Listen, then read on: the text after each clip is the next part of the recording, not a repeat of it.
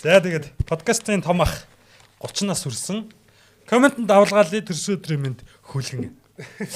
Подкастын хамгийн тий яг тэгээд өдрөөр нь цацагтана тий. Тэг яг төрсөн өдөр энэ засагч байгаа өдөр хүлгэний төрсөн өдөр. За баярлаа. Урьдчилаа тэмдэглэсэн тэгээд. Энэ баярл хоёр бойсын season 5 episode 28 эхлэхэд бэлэн болоод байна. Мэдээж студиэс Retro Station студиэс сая угсаа таад харцсан бах. Тэгээд Сагсан бөмбөгийн одоо яг хамгийн оргил сар хурж ирлээ те одоо March Madness за дээрэс нь манай Dead League-ийн финалийн тоглолтууд эхэлсэн. Тэгээд өчигдөр нэрээ бета маань очиод үзсэн байсан. Сэтгэл хэрэг байна. Оо, өстой амар ордонд би одоо орж яваа үзээгүй л яваа шүү дээ энэ үлрэлт. Тэ. Одоо яаж иж магадгүй шүү. Жохон дашчулчих. Юу хүлгүүд гэдэг багч нь өөрөө одоо монголоор бол Boston Celtics, Los Angeles Lakers шүү дээ тийм л үү. Тий, ийм олон жил болцсон. Фэнүүд нь соёл суудсан баг. Сэлэнг бодос нөгөө талдаа хамгийн эрчтэй байгаа. Хамгийн өсч өндөр хурдцтай тий. Өсөх прогресс нь айгүй их байгаа тий. Одоо 3 жилийн өмнө л байгуулагдсан мэт. Тий шүү дээ. Одоо энэ үлэрч 3 4 төлөрлөл нөхгүй. Тэгэхээр яг хоёр ийм ордны урамсал бол бүр ийм хоёр фэнд үйл амар байлаа. Тэгтэл нөгөө бодонсын фэнүүд миний нэг хэлсэн юм байгаа даа тэр байж иж магадгүй хэлээснээс нөгөө тэгтэн дэр гээд бүгдийг хэлж байгаа биш үү те. Тим хүмүүс байх шиг байлаа. Яг нөгөө харах өнцг нь бодонсын фэнүүд сууж байгаа хэсэг байгаа шүү дээ. Яг ийм галзуу улаан фэнүүд дунд нь нэг юм ичсэн, барьсан те камернаас зүгтаасан юм хүмүүс харагдаад багтаас подкаст хийхэд ямар таних юм яриа шин. Монголын саксын тоймыг одоо манай бета маань алталгүй үргэж байгаа шүү дээ те. Финалийн тоглолт эхний тоглолт бүр финалийн яг финал байла те. Яг зүгээр хүмүүс болохоор ингээл л олон талтай гүйцэтгэлүүд айгу муу байла те. Хий айгу ихтэй байла. 70 литр л туссан байна те. Хий айгу ихтэй байла гэдэг байгаа байхгүй. Энд чинь нөгөө багууд нь нөгөө багийгаа тэгж харагдуулаад байна шүү дээ те. Тэр чинь бүх утгаараа финал шиг финал ер нь миний бодлоор л айхтар финал эхэлж байгаа. За хүлээний хувьд өчигдрийн тоглолтоос ер нь гоё өөр онцлж хэлмээр юм байна. Би бол Монголын сакс үзэхгүй яваад байгаа. Өөрсдөө онцлж хэлээд байх юм аа. Гэхдээ энэ зүгээр хүлгүүд бол одоо яг л одоо сая бетер хэлдэг те. Lakers, Celtics нөхгүй. Тэгээд сүүлийн 2 жил авраг автсан. Одоо ингээд tripit хийх гээд явж байна те. Тэгээд одоо яг зүгээр багийн одоо гэсэн мөмгийг хамгийн одоо төгөлдөр тоглож байгаа нь бол яг харахгүй л дээр хүлгүүд шүү дээ. Тэгээд өчигдөр бол бас л гайхалтай үндсэн цагт тоглолт өндөрлөөгүй.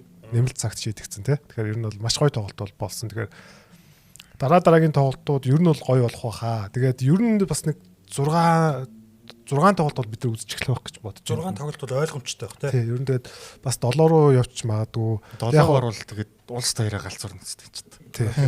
Тэгээд нөгөө одоо сая 20 тоглолтын дараа ч нөгөө BCL руу явж байгаа шүү дээ. Хөлгүүч чинь. Тэгээд нэг 12 доног амрах юм бэлээ. Тэгээд тэр нь одоо бас аль багт нь одоо юу гэдэг сайн тал болох юм, аль тал нь муу болох юм тий. Тэгэл ер нь бол хараал явна л да. Тэгэхээр бодонсын хувьд одоо 2 тэг болохгүй тулд одоо дараагийн тоглолтыг бол заавал авах хэрэгтэй тий. Одоо яг подкаст цацагдж явах үеэр цацагдсан байхад ч юм уу 20 тоглолт эхэлж байгаа юм байна шүү дээ тий. Тийм үү тий.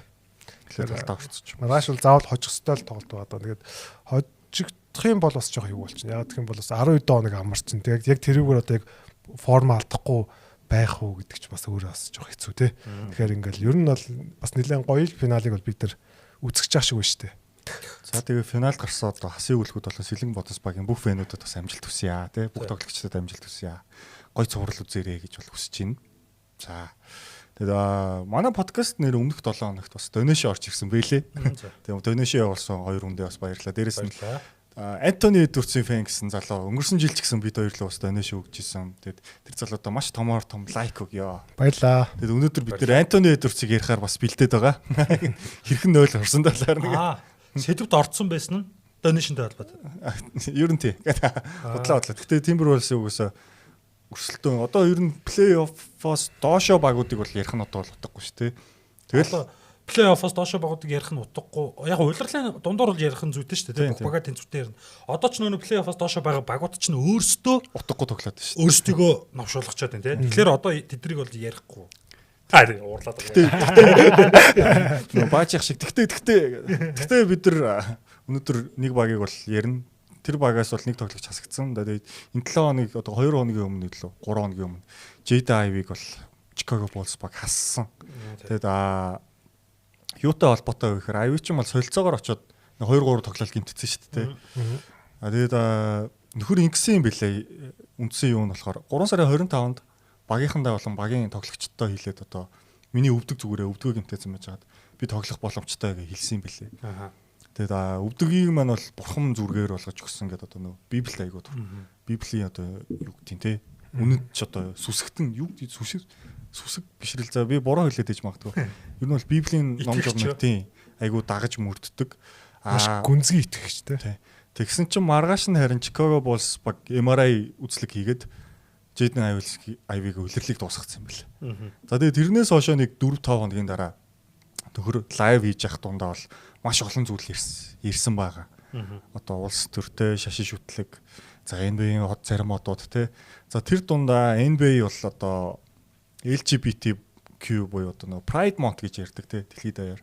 Одоо юм солонгорсон талбааны юм те. Pride Month-ыг NBA-ийн зүгээс дэмжиж байна. Энийг бол нэг дэмжиж явах шаардлагагүй гэсэн утгатай юм хэлсэн юм байлээ. За тэгээд улмаар тэр лайвын дараагаас ерөөсө цагийн дараа л Chicago Bulls баг Jaden Ivey-г багаас асаал. Яг го багаас ассан ч гэсэн өөрхийн нэг цалингийн бол энэ нөлөөлөлтөнд бүтэн л өгөх юм байл л те. За тийм үйл явдал болж өнгөрлөө. За энэ дээр ер нь ямар бодолтой байна? За freedom speech чиг хориглосон уу? Эсвэл те Bulls-ийн шийдвэр зүв байсан уу? Ямар бодолтой байна та хоёр? Одоо хөвгөн өөрийнхөө инстаграмаар л ер нь одоо би бол Ivy-тэй шууд санал нэг байна. Ivy-г би бол шууд дэмжиж чинь гэх юм уу? Яг тэгэхээр тийм өмөр нь. Яг тэгэхээр Ivy зүгээр тэр хүмүүсийг доош нь хийдэг ч юм уу, доромжилдаг ч юм муулаагүй байхгүй.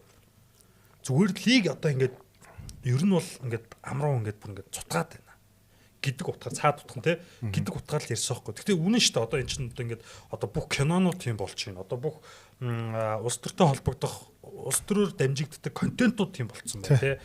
Тэгээ одоо энэ саксмакс MBM чи юу бол Pride Month ч гэж ах шиг. Олимп тийм болцсон баг. Тий, Олимп тийм бас одоо нөгөө Парисын Олимп хог новшуулсан те. Opening дээр чинь бүр амар. Яа, тэр opening юу вэ те. Тэгээд одоо эн чинь бид нар харалтаа бид нар бол одоо зүгээр ингээд тийм хүнтэй тааруулаа. Окей гэл өнгөрчих واخгүй те. Тийм л хүн юм байна. Энгийн л хүн гээл. Энгийн хүн байна те. Одоо нэг надад зүгээр сонирхолтой хүн байна гэл өнгөр. Тэрнээс биш над руу ингээд чи энийг хүлээн зөвшөөр. Ингээд байгаа واخгүй юу? Тулгаад байгаа واخгүй. Хүлээн зөвшөөр. Энийг дэмж гэдэг юм аашаа те. Бараг эдэртэй гараад жагс тэмц гэдэг юм. Ер нь хорвоо дэлхий дээр хар хүмүүс шууд ингээд ярьж л те. Одоо LGBT хүмүүс те. За юу гэдгийг жүүдүүд гэдэг ч юм ингээд ялгуурлуулдаг хүмүүс байна шүү дээ те. Эднэр ингээд хийдэг те. Бид нарыг ялгуурлаад байна гэл ингээд л хийдэг. Нөгөө талаараа өөрсдөө ингээд ядаргаатай болгоод байгаа байхгүй. Хар хүмүүсийг хүлээн зөвшөөр, LGBT хүмүүсийг хүлээн зөвшөөр гэл те. Яг үүндээ ингээд эрэгтэй хүмүүс, ингээд зүгээр энгийн эмэгтэй хүмүүс, зүгээр энгийн цагаан хүмүүс бүгд яг адилхан л ялгуурлуулж идэг байхгүй. Түүх ярил шал өөр юмнууд ярина те. Мэдээж хар хүмүүсийг болчихж ирсэн үнэн. Мэдээж жүүдүүдэд хэцүү цаг үе байсан үнэн. Жүүдүүд өөрсдөө ингэж ирсэн үнэн гэл те. Ийм цаг үед байгаа шүү дээ те. Одоо цаг үе чинь хинч ингэхгүй шүү дээ. Хорвоо дээр магадгүй LGBT хүмүүсийг бүр ингэж дарамтлаж байгаа ингэж байгаа хүмүүс байгаа бох. Яг адилхан зөрөөд өөр хүмүүсийг ч гэсэн дарамтлаж байгаа кейсүүд мянга байхгүй. Тэд нар дундаас ингэж онцгоох гоо те. Өөрсдөө ингэ хайрлуулах гал юм хохирогч болов. Тэгэнгүү тэрийг нь улан даймжирч ингэж сайн хүн болох гээд байгаа юм уу? Яах гээд байгаа юм те. Ингээл эдрийг дэмж эдрийг инг манад Pride Month те. Нэг сар ингээд солонгосон туг талбаач гэж ах шиг. Ядаргаатай байхгүй юу ер нь бол. Тэгэнгүүт нөгөө талдаа Jaden Ivey руугаа буцаад оронгууд Jaden Ivey яг л зүгээр хитрхи биднийг бити ингэж хэл гэсэн байхгүй. Одоо лиг миг жишээ нь одоо энэ чинь Саксумгийн хамгийн том лиг ийм бити ийм байгаа чи сурталчлаа чи те. Тэгээд энийг нь Chicago Bulls багаас хасч ийн гэдэг нь юус ойлгоогүй би л. Яагаад одоо багийн стил имижийг хамгаалах те. Одоо юу гэдэг баг бол NBA product гэхгүй те. NBA product-ад хамгаалж байгаа л гэсэн үг гэж би бол ойлгоод байгаа шүү. Тэнгүүд нөгөө талаараа хүн үгээ хэлэх эрх чөлөөгөө хариулж байгаа байхгүй. Одоо тэр нь багийнх нь нүүр царай багийнх нь илэрхийлэмжинд хүн үгээ чөлөөдөө илэрхийлэх гэдэг юм байхгүй юм уу? Тэ одоо энэ яг энэ кейс дээр бол ийм л юм байгаа юм л да. Хэрвээ зүгээр Jaden Ivey биш, Josh Giddey, Матас Бүзэлэс байсан бол багаас асахгүй байхгүй. Тийм тийм. Багийн од тогтчих. Jaden Ivey ч өөрөө одоо нөгөө нэг яг юм NBA-д байх үгүй юу гэдэг дээр ирмэг дээр ирсэн тоглогч. Тийм одоо тэр чинь controversial юм ярьж байгаа байхгүй юу? Ер нь бол. Тэгээ дээрээс нь 100 гэрээ хийх байсан шүү дээ сонголт. Тэгэхээр одоо яг Ivey-г багаас хасахад ямар тийм нөгөө нэг гарцгүй байхгүй яг үнэ хэлэхэд. Хатуу хэлэхэд. Ivey ч яг тийм тоглож болчиход байгаа байхгүй юу одоо. Тэгэхээр юу гэдэг одоо нийгмээс эсвэл хэсэг бүлгээс одоо ирэх дайралтыг энэ чинь нэг маш их мөнгөний асуудал эргэж байгаа. Маш том бизнес учраас ер нь бол IB-г бол тийм гарцгүй тоглогчиг бол тэгэл ийм controversial юм ярьж байгаа даа л хасчлаа байгаа юм шиг л байгаа. Гэхдээ ер нь бол яг миний бодлоор бол яг энээс болж хасаагүй. Зүгээр яг энэ дээрээс бүр ингээд сүүлийн тамгыг дарсан болов уу гэж бодсон. Яг гэх юм бол бас нэг юм мэдээ гараадсан шүү дээ. Нөгөө хувцал хуруунд багийнхантайгаа маш тийм нөгөө нэг одоо эвгүй байдалд оруулдаг. Тэ нөгөө нэг шашны суртал хуулаг хийх гэж тэ тоглогчдод одоо байнга одоо юу гэдэг номлол айлтах гэж үздэг ч юм уу юм одоо яг тэр багийнхандаа бол тийм маш тийм тухгүй байсан юм шиг байгаа. Ер нь бол мэдрэмж өгчээсэн тэ. Тэгээ сая бэг хэлсэн шүү дээ тэ. Нөгөө бурхан миний одоо өвдгийг идгээцсэн. Тэ би магаас тогломоор байна гэсэн чинь эмрай үдсэн чинь эдгээгүү л байгаа байхгүй тэ. Тэр чинь тэгээд бүр хитрхи одоо нөгөө нэг юмдаа бүр ингээд орцсон бүр ингээд дахин шүтцсэн тэ өөр юм харахгүй байгаа юм чинь тэгээд ер нь бол ийм л хувь заяа хүлээж л байна л да. Тэгээд одоо ер нь NBA дахиж ud ирэхгүй л баг. Тэгээд нөгөө тоор санжин нөгөө нэг AJ Griffin шүү дээ. Саяхан нөгөө зодог тайлсан шүү дээ. 2 жил болсон уу NBA тэгсэн баг.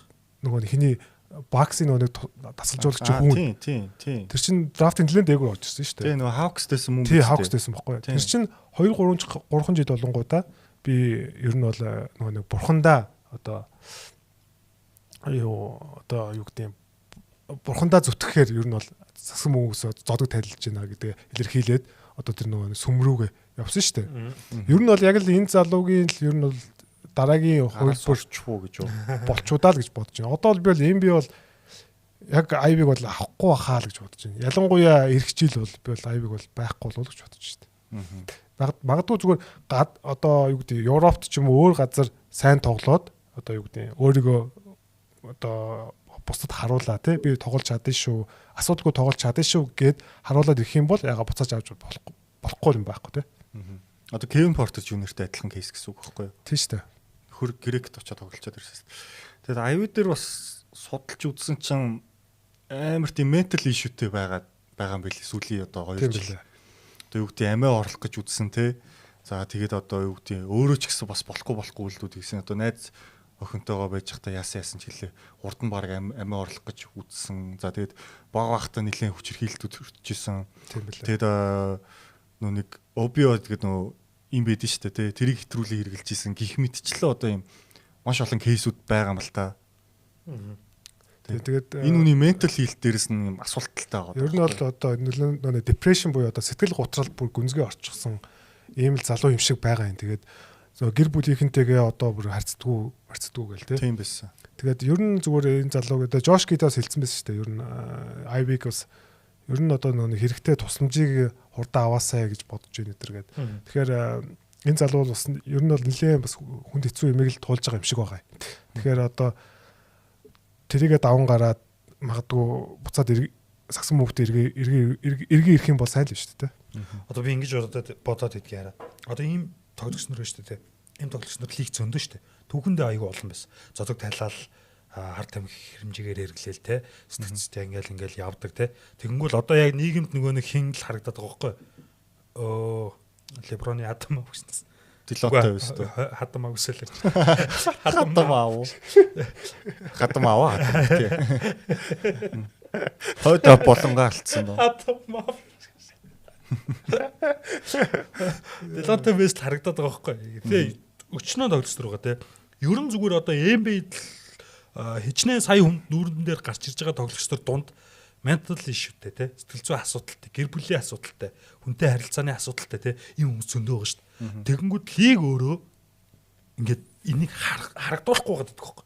Энэ тоглогч нарыг ардураа ярилцдаг ч юм уу те цаагаараа ярилцдаг гэрэн дээр нь ингээд тэгэнгүүт олон нийтэд харуулахдаа бүр юм амар муу гинт хэрэгтэн те бүр юм хитрхи гинт хэрэгтэн шууд хасаал нөгөөтг нь шууд ингэж ягаал яваал цаашаа үргэлжлээл те бүр ингээд алга болол тэнгуү чи эн чинь ингээд аягүй нөгөө талаар одоо энэ шиг ингээд шууд цаашаага арга хэмжээнүүд авахуулаад яг энэ тал дээр нь шийдэх арга хэмжээнүүд авахуулаад ийм асуудалтай хүмүүсийг бас нийтэд харуулмаар байгаа байхгүй. Одоо энэ талаар нөгөө нэг хамгийн их дуурдаг хүн чинь Демар Дерозен, Кевин Лав хоёр шүү дээ. Тоглогчдын нөгөө ментал хэлтийг ийм байсан. Дерозен одоо ярьж ирсэн ингээд депрешнд орсон. Кевин Лав ч гэсэн Кливлендэд очиод тийм асуудалтай болсон байсан гэл. Аль аль нь тоглохгүйгээ бодож явсан хүмүүс те. Тэгэнгүүл одоо хүмүүсийн нүдэн дээр чинь NBA-ийн тамирчин гингүүд бүгдээрээ л ийм амар гоё хүмүүс юм шиг те. Гоё мөнгөтэй төгрөгтэй сайхан амьдрдаг те. Тэгтэл яг үүнд 3-1 нь NBA-с зодог талаас шууд ядуурдаг, дампуурдаг гэдэг байгаа шүү дээ. Тэгтээ ийм кейсүүд одоо лигт тоглогчдыг ер нь байгаагаар нь харуулмаар биш санагдаад миний л бодол. Тэг яг одоо лигт гэхдээ ер нь бол зүгээр нэг одоо драфтаар орж ирэх цагаас эхлээд нөгөө сургалтууд их ордог. Одоо нөгөө мөнгөө хэрхэн зарцуулах уу, тэг мөнгөө хэрхэн хадгалах уу. Тэгээд сайн ментал хэлтийн асуудал те сэтгэл зүйн асуудлаа хэрхэн одоо зохицуулах. Ялангуяа нөгөө Scottie Pippen, Iverson хоёрын жишээнээс хойшоо бүр их болсон баг те. 10 оноос хойш гэдэг чинь. Тэд нар чинь ер нь ихний улирал ороод тэг хайчдаг байхгүй. Тэгээ нөгөө нэг юм агентт нь өөрсдөх нь агент багт нь дадгаа хайчдаг байхгүй. Тэгээд тэрнээс хойшоо гарсан асуудлууд дээр лиг айгу муухай. Хүнтэй айгу муухай харцдаг. Одоо наацхан Крис Болын жишээ биш үү? Саяхан хасагддаг. Тий. Одоо ингээл нөл хинч хөвшөлгөл дуусчих байгаа шүү дээ. Хүүхдүүдэд ч юм уу дээ нээлттэй үзүүлмээр байна. Яаж илэрхийлэх ойлгохгүй нь бодож байгаа юм аа. Чи Айви дээр буцаж ирэх үү юу? Энэ 100 гэрээ их дээр юу гэж бодож байна? Айвиг гайгүй болох гэж боддог шүү дээ. Нэг асуудалгүй л. Нэг баг авч л таар. Харин гол нь тэр баг өөрсдийнхоос имижэнд нэг бодлын ингээ те худаг дүрх гээд байгаа байхгүй юу? Одоогийн NBA юм дээр тийм гэж юу? Мэдгүй. Үгүй Айви зүгээр тэр өөрийнхөө асуудлаа шийдээд ингээд ирэх юм бол болж байгаа юм. Асуудалтай байх юм бол баг бол авахгүй шүү дээ. Яг ийм сая одоо бүүстер жишээлбэл те ингээд тоглогч багийнхантайгаа ингээл амар эвгүй харьцаал те нөгөө нэг шашин одоо юуныхаа суртлах ухаалгыг хийх гээл те ингээд байх юм бол энэ ч өөрөө багийн уурын асуудлыг эвдэнэ. Тэгээд Айви ч одоо юу гэдэг тийм том тоглогч биш те юу гэдэг ур чадвартай одоо өөрийгөө баталсан тоглогч биш байгаа байхгүй. Тэгэхээр лиг бусад багууд нэг тийм эрсдлээр үүрэхгүй баха. Яг бол гэж бодож шít. Мэдгүй. Тэр асуулт дээр бол хаваад уцад гимгүй байхгүй уулна. NBA жил болгон байдаг шүү дээ тийм багууд. Жил болгон нэг 5 баг явах гэдэг нь мэдгүй байж байдаг шүү дээ. Зүгээр энэ асуудлуудыг шийдвэл тэрнээс саяхан одоо тэр лайваар ярьсан шиг асуудлаас болж NBA-д ажиллах болно гэж бол би бол бодохгүй. Энэ бол шал утгагүй асуудал байхгүй тийм. Тэгээ энэ бич тим юм дээр амар. Одоо жишээл Кари Ирвингийг бол одоо Кари Юусэн тултаа л бандаагүй шүү дээ. Тийм шүү дээ. Тийм. Тэр антисемитик киноны юу ширэлцэн гэдэг. Тэр бол бас л хачин шүү дээ ер нь бол тий. Яг ганц линкнээс болж ер нь бол тийм байхгүй. Тэгээд сүүл сандживэл нөө Кай Джонсын жишээ байна тий. Нөхөр бол тэгэл Instagram live-аар шүү дээ. Зүсэн зүйлийн юм ярьсан шүү дээ. Би бол goat mode гэл. Тэгээ яг ийм илэрсэн байдалтай. Тий. Тэгж байгаа тэр чин баг 4-5 сарын дараа буцаж нэг NBA-д орсон санагдаад байна. Нэг ус мүсээ сонирхолтой болгож болгоцсон. Clippers-той. Clippers бол Hornets-той лөө. Тий. Hornets-той байсан. Тий шүү дээ.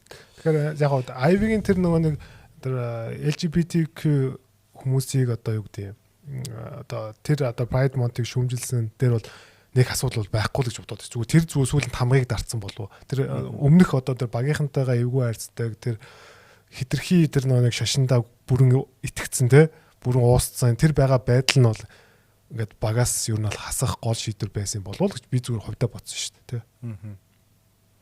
Би бол иймэрхүү юм дээр одоо нөө жишээлбэл Netflix дээр кино үзэхэд л одоо батны эзтэй нэг тийм дөр тийм шүү дээ. Одоо тэгэл бүхээр байлах гэдэг харагдал. Бүх кинонд дэр чинь заавал нэг хар байна, заавал нэг Аз байна, заавал нэг нэг тийм хүн байна гэдэг юм байна те. Одоо ядраа. Эсвэл тийм болчиход шүү дээ. Одоо сүүлийн одоо яг одоо хэд явж байгаа жишээ шүү Harry Potter дээр Severus Snape хар болцсон байна шүү дээ. Юу гэдэг юм бэ тэр. Яаж гээ? Тэр чинь тэр нэг лусын дагныг харуулгаж болоод тах Снэп-ийг энэ хүнд ах уу? Шин дөрүүдээ тэгээ заяа те. Сэтгэлд үлдсэн дөрүүд те домог болцсон энэ дөрүүдээ бити оролдоод байгаа ч гэж яаж хэлэх үү? Нөхдүүдэд хүргмээр ах юм үгээ бүр ингэ. Яж чад Снэп ч одоо яг Harry Potter-ийн фэнүүд хамгийн хайртай дүр. Хамгийн том дүр шүү дээ. Тэр чинь хамгийн ойлгомжгүй дүрээс хамгийн үзий ядмар дүр байгаад хамгийн хайртай дүр болоод болж байгаа хүн шүү дээ ер нь бол. Одоо Нарутогоор л Итачи явахгүй юу? Тийм ер нь бол тийм багхгүй. Тийм шүү дээ. Яг л Итачи явахгүй тийм. Гэтэл Итачи эмэгтэй хүн болоо гараад ирвэл яана. Эрэгтэй хүн сонирхдаг эрэгтэй хүн ч юм уу болоо гараад ирвэл яана Итачи гэдэг. Кисамыг сонирхдаг. За тэгээд энэ сэдв рүү орох юм бол манай Бетогийн улс төрийн сэдв рүү орох юм байна. Стресстэй 2 цаг стресстэй тус. байж эдэр гэж. Байж би болоогүй. Ер нь бичнэ. Монголын лиг мэгрөө зөвлөлтөд орцсон. Аюу дээр нэр нэг ийм байсан нэр. Нэг бүүсийн тэр яг одоо нэг сэтгүүлчийг л яасан гэсэн. Гэрлэхээс өмнө бэлгийн харьцаанд орж ирсэн үгүй юу гэж асуусан. Бүр өөрөөс нь асуусан. Тэгээд тэр нь одоо сэтгүүлчид маш тийм тохгүй мэдрэмж төрүүлсэн. Тэр гэсэн нэг тийм бас явж исэн шүү те. Тэгэхээр ер нь л нэг тийм юуны асуудал бол байгаа л байна шүү. Тэр өөрөө ер нь бас нэг юм болдгоо шүү те. Болохгүй л агаад байгаа юм байна л. Тэгээ одоо жишээлбэл би бол гайхаад байгаа юм. Наад асуулт чинь жишээ нь яаж асуусан гэдэг багхгүй те. Зүгээр тэр одоо сэтгүүлч нь гэрэлцсэн хүмүүс ингэл юм уу? Гэрэлцэл байлгүй. Гэрэлцсэн байгаа байхгүй. Тэгээ зүгээр ингэ сууж байгаа л ер нь бол зүгээр тэгжсэн үг гэдэг ингээд асууж байгаа байхгүй. Ер нь гайгүй асуулт үстэй. Ер нь гэрлэхээс өмнө одоо зүгээр юм яг Америкт чинь юу шүү дээ. харин тэгэхээр амар дүүлгөөд амар хэцүү болоод хүн хоорондын харилцааг амар хэцүү болоод байгаа сте. Америкч одоо наа чин sexual abuse юм биш асуулт болоо. Одоо саяхан асуулт дээр чинь одоо ийм байсан бол тэр хүн сингл хүн байсан бол чи гэрлэхээс өмнө тэгээ бараг ингэж хөдөлж бодлоо. Хийжсэн үү гэд асуул сонирн бохгүй. Гэрэлцсэн хүнтэй ингэж байж байгаа. Чи гэрлэхээс өмнө юу н хийж мичсэн үү тэрхэл те. Ингээд хүн юу н асуудаг шүү дээ. Одоо нэг энэс сониучлаа л гэсэн үг. Сониучлаа те. Ямар ч цаашаа сэтэл байхгүй. Яг тэр эсвэл нэг юм шашныхаа хүрээнд яасан байж болно тий. Одоо ингээд айгүй олон тал байгаа байхгүй тий. Яг зүгээр тэрийг зүгээр ингээд зүгээр бид нар төсөөлө үзэх юм бол тэр одоо сэтгүүлч тухгүй болсон байна гэхээр нэг л эвгүй байдлаар асуусан байж таарлах. Тэрнээс биш одоо гэдэг бэтөг шиг асуусан бол яг гэхдээ тэр чинь нэг юм ажлын хоорондох одоо харилцаан дээр бас жоохон юм болж байгаа эвгүй л байна тий. Одоо бидний мэддгээр Америк хүмүүс чинь ядаргаатай. Тэрдээ хараалаасаа би өөрөө төгөлчлээ шүү. За. Зүгээр ярьж болдгоо те ер нь. Чикаго Булс тэр өөр ярьж байгаа. Баггүй зү. Бүүстер ч өөр юу байх те. Жош Гиди мэдийг үлрэл дууссан. Би одоо тоглолтын үзег бодчих.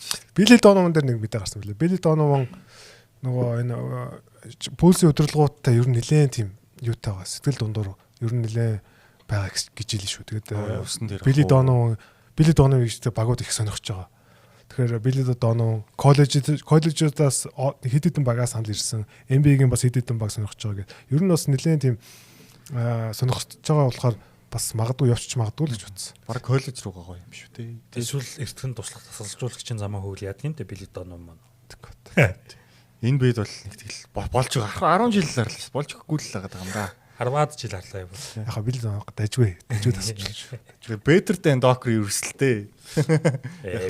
Одоо тэгээ Docker ерөөс чи энэ жил яга зодог тайлаа тэгээ бакс авчих юм. Хэн мэдэх тийм шүү дээ. Билли Донованы юм уу Камерон Бэйн юм уу шүү дээ. Ер нь бол тэр үгээс юм үгээс. Жохон нэр юугаа явуучих. Docker ерөөс чи нэр юунд Hall of Fame-д нэрлэгдсэн тий. Энэ жилийнх. Hall of Fame тэгээд энэ жилийнх бол тэр дөрөв орохоор юм бэлээ. Өөр болох юм байхгүй гэсэн.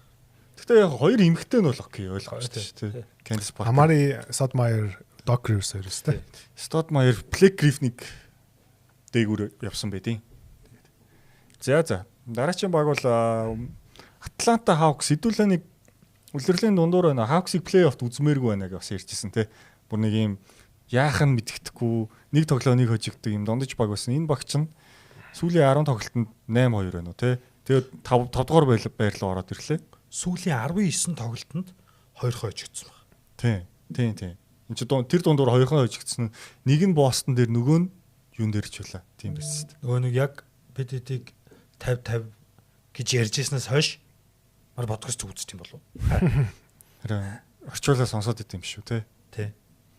Тэгэд Атланта бүр 5 руу ороод ирлээ. Одоо эцэст нь мань эдийн үлрэлийн ихний таамагт одоо хурж эхэлж байна те. 4 юм уу 5 тэгээд. Эсвэргээрээ за дэрийг яг дараа нь ярина. Атланта сүүлийн 19 тоглолтод 17-2. Амар байгаа байхгүй энэ багчаа. Тэгээ хэдүүлээ шарлаад гэдээс Атланта ч хажууднаас ингээл өгсөөл яваад байгаа. Тэгээ яг нөгөө нэг бид нар бас өмнөх дугаар ярьжсэн нөгөө эхний нэг 10 хэдэн тоглолт нь жоохон хуваар ер нь нэлээд сул өс тээ. Ер нь хамгийн гоё хуваартай байсан. Яг тэгэд бид нар яг одоо нэг хуваар жоохон чангарахаар яах нүгэ харъя гэсэн чинь бас чанга богоодыг хожоод шүү дээ. Тэгэхээр Детройт жишээлбэл очсон шүү дээ. Өнөөдөр жишээлбэл Орландо бүр 30 ногоор очсон. Тэгээ уншаад дууссан. Орландог халаад байгаа юм аа. Үгүй тэр багийг энэ сэдвтэ оруулах чадахгүй. Нэг сэдв бол холиод ярьчих. Тэр нэг багийг одоо ярихаас дургүй. Орлондоо чинь 4-0. Тэр нэг баг энэ баг шүү. Хьюстон Бостон 2-т хожигдсон байгаа. Бусдаар бол Детройтыг хоцсон, Бостонгоо дахиад хожигдсон. За тэгээд Memphis Golden State юу гээл. Ер нь хожих хөстэй багууд л байна л да. Бостонд нь ядж хахад нөгөө нэг 2 тоглолт дараалж тоглоод 2 дахь тоглолтын дээр нь Tatum Quet 2 амарцсан. Тэгсэн чинь нөгөө самбаргүй болчих штэ тэнгүүд тэр багч. Тэнгүүд машинсан байл. Тэгээ ер нь их дажгүй байгаа. Тэгээд offensive rating-ээр 15, defensive rating-ээр бүр 10 ороод ирсэн. Тэгээд net rating-ээр 11-т байгаа. Hawks-ийн хувьд одоо өстө удирлаа эргүүлж байна. Нөгөө бидний нэг удирлын ихэнд хүлээж исэн хүлээлтийг ер нь одоо ер нь жоо харуулж байна уу да. Тэ гэж ер нь бол харагдахаар байлээ. Pacer-ээр 4-т явж гин гэдэг чинь ерөөсө урдан гүйлтэл байна гэсэн үг шүү дээ. Тэгээд маш их нөгөө багийн тоглолтыг хийж байгаа нь болохоор нэг тоглолтод үзүүлж байгаа оновчтой дамжуулалтаараа лиг тэргүүлж байгаа. 30.3 удаа нэг тоглолтод оновчтой дамжуулалт өгж байгаа. Тэгэхээр ер нь бол маш тийм багийн тоглолтыг бол явуулж байгаа. Ер нь бол товтлогоо нь бол маш тийм гоё динамик хурдан тэгээд маш тийм ойлгомжгүй эсрэг багтаа ямар ойлгомжгүй гоор ер нь бол маш гоё тоглож илээ. Тий. Queen Snyder-ийн багууд ер нь тэгтгтэй яг нэг тоглогчоос ерөөсө хамааралтай биш. Товтлогооны сайн тасалж л та. Одоо тухайн үед Jazz-ыг сандживэл Conley ч яваал те, Ingles ч яваал, Mitchell ч яваал, Bogdanovic ч яваал, Royce O'Neal ч яваал. Яг ийм айгүй багийн тоглолттой байсан шүү дээ. Rubio өдөрч билүү те, Conley-гийн ордог. Тэгээ хурдан товтлогоор авч байгаа оноогоор 2 төвчж байгаа. Тэгэхээр ер нь бол маш тийм хурдан тоглож байгаа гэсэн үг те. Улирлын дундуур нэг Hawks-ыг ярьж хахад бүр нэг сар мартчихлоо нэг ярьж хахад би нэг Hawks-ийн товтлогоог яг ойлгомжтой ярьж ирсэн байдаг хөөхгүй. Яг ийм мэдээ, сони юм мэддэг. Гэхдээ энэ юм байдаг гэдэг. Jalen Johnson орж ирэл ингэж мингэн нэг л те. Эргээд санвал одоо яг юу хэдийгээ CJ McCollum-тойгоо ойлголцоод эхэлсэн. CJ McCollum сүүлийн үед товтлогонд илүү их оролцоод эхэлсэн байгаа. Гэхдээ хурдан товтлогоор хоёрт яваад байгаа шүү дээ надад гэж чинь. Одоо зүгээр яг нөгөө нэг тэр улирлын дундуур явж ирсэн юм байхгүй. Хэн авсан нь ерөөсөө хамаахгүй. Урагшаа гэлс явна. Тэгээд багаараа айгүй их юу яадаг. Эцсийн дамжуултыг өгдөг ер нь. Одоо тэнд ингээд товтлогоо эхлүүлээд талбайд орж ирж байгаа, хагас талбайд орж ирж байгаа тоглогч. Тэр тоглогч ер нь баг өөрөө эцсийн дамжуултыг өгөх нь элмэг шүү. Ер нь бол нэг дамжуулаад товтлоод. Тийм нэгээс хоёр л дамжуулдаг ер нь. Ихэнх товтлогоон дээр. Бусад товтлогоонууд дээр харангуул ингээл айгүй ингээд л хүн харангууд. Гэхдээ нөгөө л нэг улирлын дундуур ярьж ирсэн юм. Хоорондоо айгүй сайн ойлголцож гүйдэг. Айгүй гоё гүйдэг. Бөмбөггүй гүйлтүүд мөтлүүд нь айгүй гоё. Одоо Miami Heat энэ хоёр тим баг. Тэгээд товтлогоо харахаар бас ер нь зүгээр бусад багуудад нэг харагддгүй ийм хувилбар тактикуудыг бас хийгээд ер нь сая нэг зүүн гой ийм хувилбаруудыг хийж байгаа харагдтыг. Тэгээд энэ багч одоо тэгээд Nickel Alexander Walker гэж бас үнэхээр ганган байна шүү дээ тий. Өнөөдөр ч баг 30 оноо авсан байсан уу? Тийм нөгөө карьерт авчихсан 30 оноогоо яасан даблцсан ч гэлээ энэ үлрэлт. Үнэхээр бас ганган байна. Тэгээд Jalen Johnson бол мэдээж баг ахалж байгаа. Onyeka Okongwu бол 3-аас баг Stephen Curry шиг байна тий. Ингээд 3 шидэгч болсон билээ шүү. Ер нь бол бүр яг тэр жавжин дээр бол зогсчод байгаа болчиход байгаа хөө. Тэгээд үнэхээр сайн унгаж байгаа тэрийг. Тэгэхээр ингээ гой талбай гой задлаад өгч байна. CJ McCollum одоо ингээд Portland-ийн CJ McCollum ирсэн юм уу гэмээр тий. Үнэхээр ус гоё байна. Бөмбөгтэй бөмбөггүй айлалангаар нэстэ тоглож байгаа. Тий. Тэгээд ингээ харах юм бол бас үнэхээр бас гоё сагсан мөгийг тоглож илээ. Ер нь тэгээд бас энэ байдлаараа магадгүй ихний шатанд дээр байгаа дөрвөн багаас ер нь нэлээд бас сандархаар л юм шиг санагдаад байгаа шүү дээ. Одоо Cavs-тайгаа таарна гэсэн үг шүү дээ. Тэг хэрвээ таваа гарах юм бол те. Одоо цаашаа хуваар харах юм бол яг Cavs-тайгаа 2 тоглолцсон хамгийн гоё нь. Тэгээд Knicks байгаа. За Brooklyn-ыг бол уншаад дуусгачих واخ. Тэгээ Miami гэдэг ерөөсөө ийм 6 тоглолт үлдчихэж байгаа байхгүй. Одоо Cavs-аас юу лээ 2 тоглолт 5хан тоглолт юм биш үү бүр. Тэгээ 2 тоглолтын зөрүү лөө. 3 2.5 ч үлээ. Тий. Cavs-ыг хараа гүцэхгүй л байна. Өнөөдөр тэгээд яаж яах нөгөө нэг яг хөө тэгтээ Cavs-тайгаа 2 тоглох юм шүү дээ. Тий. Өнөөдөр яаж яах нөгөө Raptors хожигдсон. Нөгөө юунд очигдсон шүү дээ. Sacramento-д очигдсон. Тийм шүү дээ. Тэр чи яасан бохгүй нөгөө DeRozan гэртээ очиж уур гаргаад тэгээ нөгөө нэг all time онооны юм уу гэгаад уураа гаргаад гэж уура гаргаад уур гаргаад утаа тавьчаа цугтаацсан болов. Тэгсэн. Нав бас энд нөгөө нэг Миннесотад байсан шиг тоглох гэсэн байхгүй тий. Хинээс нөгөө нэг хэмлээ. Бөмбөг тасалтай. Dyson Daniels-аас бөмбөг хүлээгээд идвэсэн. Нөхөр өөрийгөө энэ багтугаа номер 1 shot creator гэдэг ойлгоцсон. За Jalen Johnson бол юм найруулах юм тий. Баг манлайлдаг тоглогч юм байна. CJ McCollum сэлгээний юм байна. Dyson Daniels бол биш юм байна. Би энэ багийн shot creator эхний. Тий. Гэдгээ ойлгоцсон баг гэж бодоод байгаа. Улирлын ихний хагас ер нь бол болохгүйсэн шүү дээ бүр.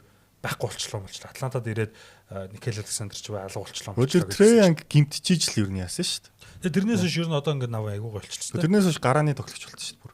Үгүй гарааных багтааш хэсэг болоогүй бүр. Амар баг хувьтай довтлж мовтлоод нэг хэсэг чи 20 хувьтай довтлоод бүр тагарсан. Тэгээд нөхөр өөрийгөө олсон болов уу гэж бодоод байгаа. Тэгээд Могэ гэдэг нэг бас гоё юм хамгаалдаг залуу байна тийм сэлгэнд нь Гэв Винсент бас их дажиг байгаад байгаа. Ингээд ер нь их л тийм сэлгэнээс нь ч ер нь хин гацсан. Яг тэрийг бас гоё хуваарлаад ах шиг үлээ. Одоо тэрний Жок Ландел Мэнделийг гоё сугалцсан байгаа байхгүй. Тэгэл Оконо болохгүй үед Ландел ч сайхан юм махруу тоглолттой ш. Доор тэгэл нэг юм өгсөн пассыг нь оноолгож байна. 3 шидэн те. Тэгэхээр Ландел өөнд гэмтсэн байлээ. Тэгээд Рисаши сэлгээний үүрэг нь их цохиод байгаа шүү сүүл үед харахаар. Тэг ер нь гараанд байснаа сэлгээнээс их дайж байгаа. Тэгээ мэдээж Куминга байна. Сэлгээнээс яг 25 минут тоглолоод бол нэг Батны 18 хойсон оноол авчихлаа. Тэгээ том богод эсрэг бас угарч байгаа л та. Бостны эсрэг бол 2 тоглолтонд айгүй муу байсан. Нэгнэр нь бүр тоглоогүй ч үлээ тгий санаад байна. За тэгээд Кливлендийг апсет хийх боломж хэр гэж харж байна. Кливленд сүүлийн үед бол ингээд үнэхээр орон гарan байгаад байгаа шүү дээ. Одоо хог шиг болцоо тий. Сая Ликерс эсрэг бол бүрэн бүрэлдэхүүнээр жижил бүр үнэхээр ункааг гарч ирсэн байдаг. Тэгсэн. Мэдгүй ёстой мэдгүй. Би бол Кливлендийг арай барахгүй байх гэж байна. Яг нь цуврал авдаг тоглогч алах тий. Энэ багт. Яг сүүлийн үед сайн байгаа хэдий ч яг ингээд цуврал тожж ийн үхлээр биднэрт ямар нэг юм итгүүлсэн тоглогч энэ багт байхгүй байна л тий. Одоо плей-оффт алдаг гэдэг л. Винсент биш үү? Финал гараад утсан. Финал гараад утсан. Сижи Макколом биш үү? Бүсийн финалд хүрсэн. Яг тэгээд Сижи багийн 2 оролтоод тий. Каус арай илүү ур чадвартай, арай илүү туршлагатай баг нь болохоор ер нь бол нэг яг 6 тоглолт мол гарах واخа тий. Гэтэ ер нь бол арай л очихгүй болов. Каус юу авах вэ? Төв далах واخ уу? Яг үнэхээр. Оконо бол энэ тэр Айлан Мобле хоёрыг болж болтно. Хамаагүй намхан шүү дээ. Дээрээс нь Мичл Хардо хоёр дайраад ороход одоо хин зогсох хэцүү үсттэй. Тэ одоо Мобле биш Моблег нэ Джейлен Джонсон хоёр л. Дайсон Даниэлс нэгэн дээр нь шууд очино л доо. Дайсон Даниэлс нэг шууд аваа. Нав тэр хоёр л очино л доо. Гэтэ Каусаар эсрэгээр Атлантагийн тоглоог бол зогсооход бас маш хэцүү байлгүй гэж бодож байна. Ер нь ийм амар тийм ийм unpredictable буюу ийм яг хаанаас аюул ирэх гээд байгааг мэддэхгүй ийм багч их аюултай байдаг. Тэгээ ялангуяа одоо ийм Джеймс Харден, Доноvan Mitchell гэдэг ийм нөгөө нэг ийм бөмбөггүй тоглогчийн муу хамгаалдаг тоглогч нар байхаар бас одоо тэр хоёрыг одоо юу гэдэг олзолж авах, ашиглах үед их гарна л та. Тэгэхээр Харден хэрвээ үнэхээр сайн хамгаалаад байх юм бол нэг тийм асуудалгүй болов уу гэж бодож байна. Гэтэ тэг Каус ч адилхан л товтлогооны багш шүү. Ер нь харин тий. Товтлогооны баг дээр Атлантагаас илүү баг нэг зүгтээ ялгаа гарахгүй байхгүй те ингээд аль талаас нь даваад сул тал нийлэнгүүд ингээд баланс нь баг тэг дээр дарж байгаа байхгүй. Тэгэнгүүт Каус нь арай итгэж болох хүнтэй л юм да. Каус нь илүү зузаан бүрэлдэхүүнтэй баг л да тий. Тийм. Сайхан тэгээд бөөнөр болсон. За үргэлжлээд Орландоор орох уу? Нүгчээсэн гэх чи нэгдэг үл тээ. Ункаагүй юу? Хүчээсэн. Тэгээд сүүлийн 10 тоглолтод 2-8 амжилттай. Уул нь 6 руу орчих юм болов уу гэсэн чинь одоо бүр 9 одоо Майамитайгаа амжилт тэнцүү явж байна. Өнөөдөр уул нь Франц баг дээр эгийн ирсэн. Тий, тэгсэн ч гэсэн алуулсан. Энэ баг тэгээд улирлын тогш өнгөрсөн жилүүдийн шиг юусэн хамгаалалтаа олж чадсангүй. Өвлөл дууслаа. Одоо энэ Орландогийн хурдан давталгаа хамгаалт бүр үнэхээр утаа байл шүү. Үнэхээр одоо Орландо гэхээр бид нар одоо нөгөө яхаар хамгаалдаг баг гэж боддог бол энэ жил бол үнэхээр тийм биш байгаа даа. Зодтолдог баг шүү дээ. Маш тийм нөгөө мискоммуникейшнуд маш ихтэй одоо юу гэдэг нэг нь тэрийг авъя гэж яхад хоёулаа давхцаж очдөг ч юм уу тийм аим энгийн алдаануудыг гаргаж байгаа. Тэнгүүдээ хурдан давталгаан дээр хойшоогоо сайн буцахгүй байна тий.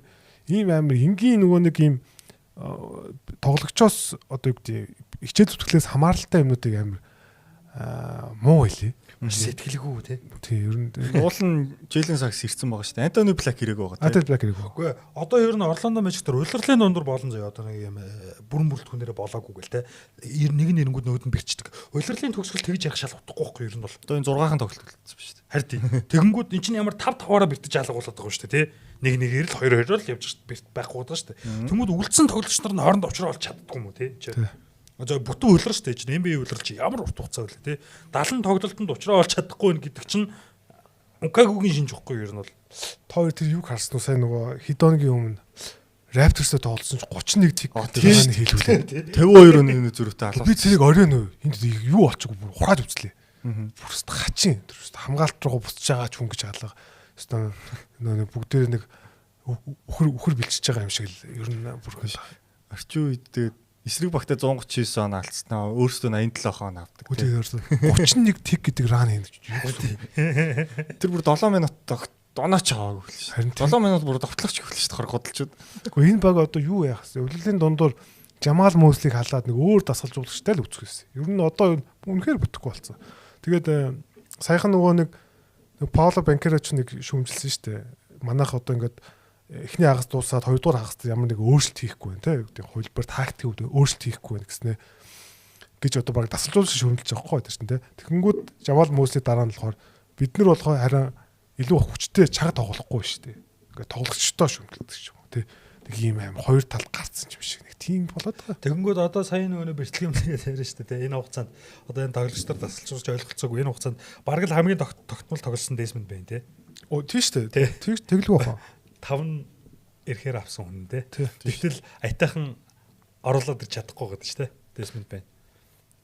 Одоо ер нь тэгээд энэ за плей-оффд орлооч эхний шатанд үзэхгүй арчигдах юм бол ер нь бол Жамал Мөсли хамгийн түрүүд халагдах тасалжуулагч болов уу гэж бодож байна. Одоо үзэхгүй шүү дээ одоо.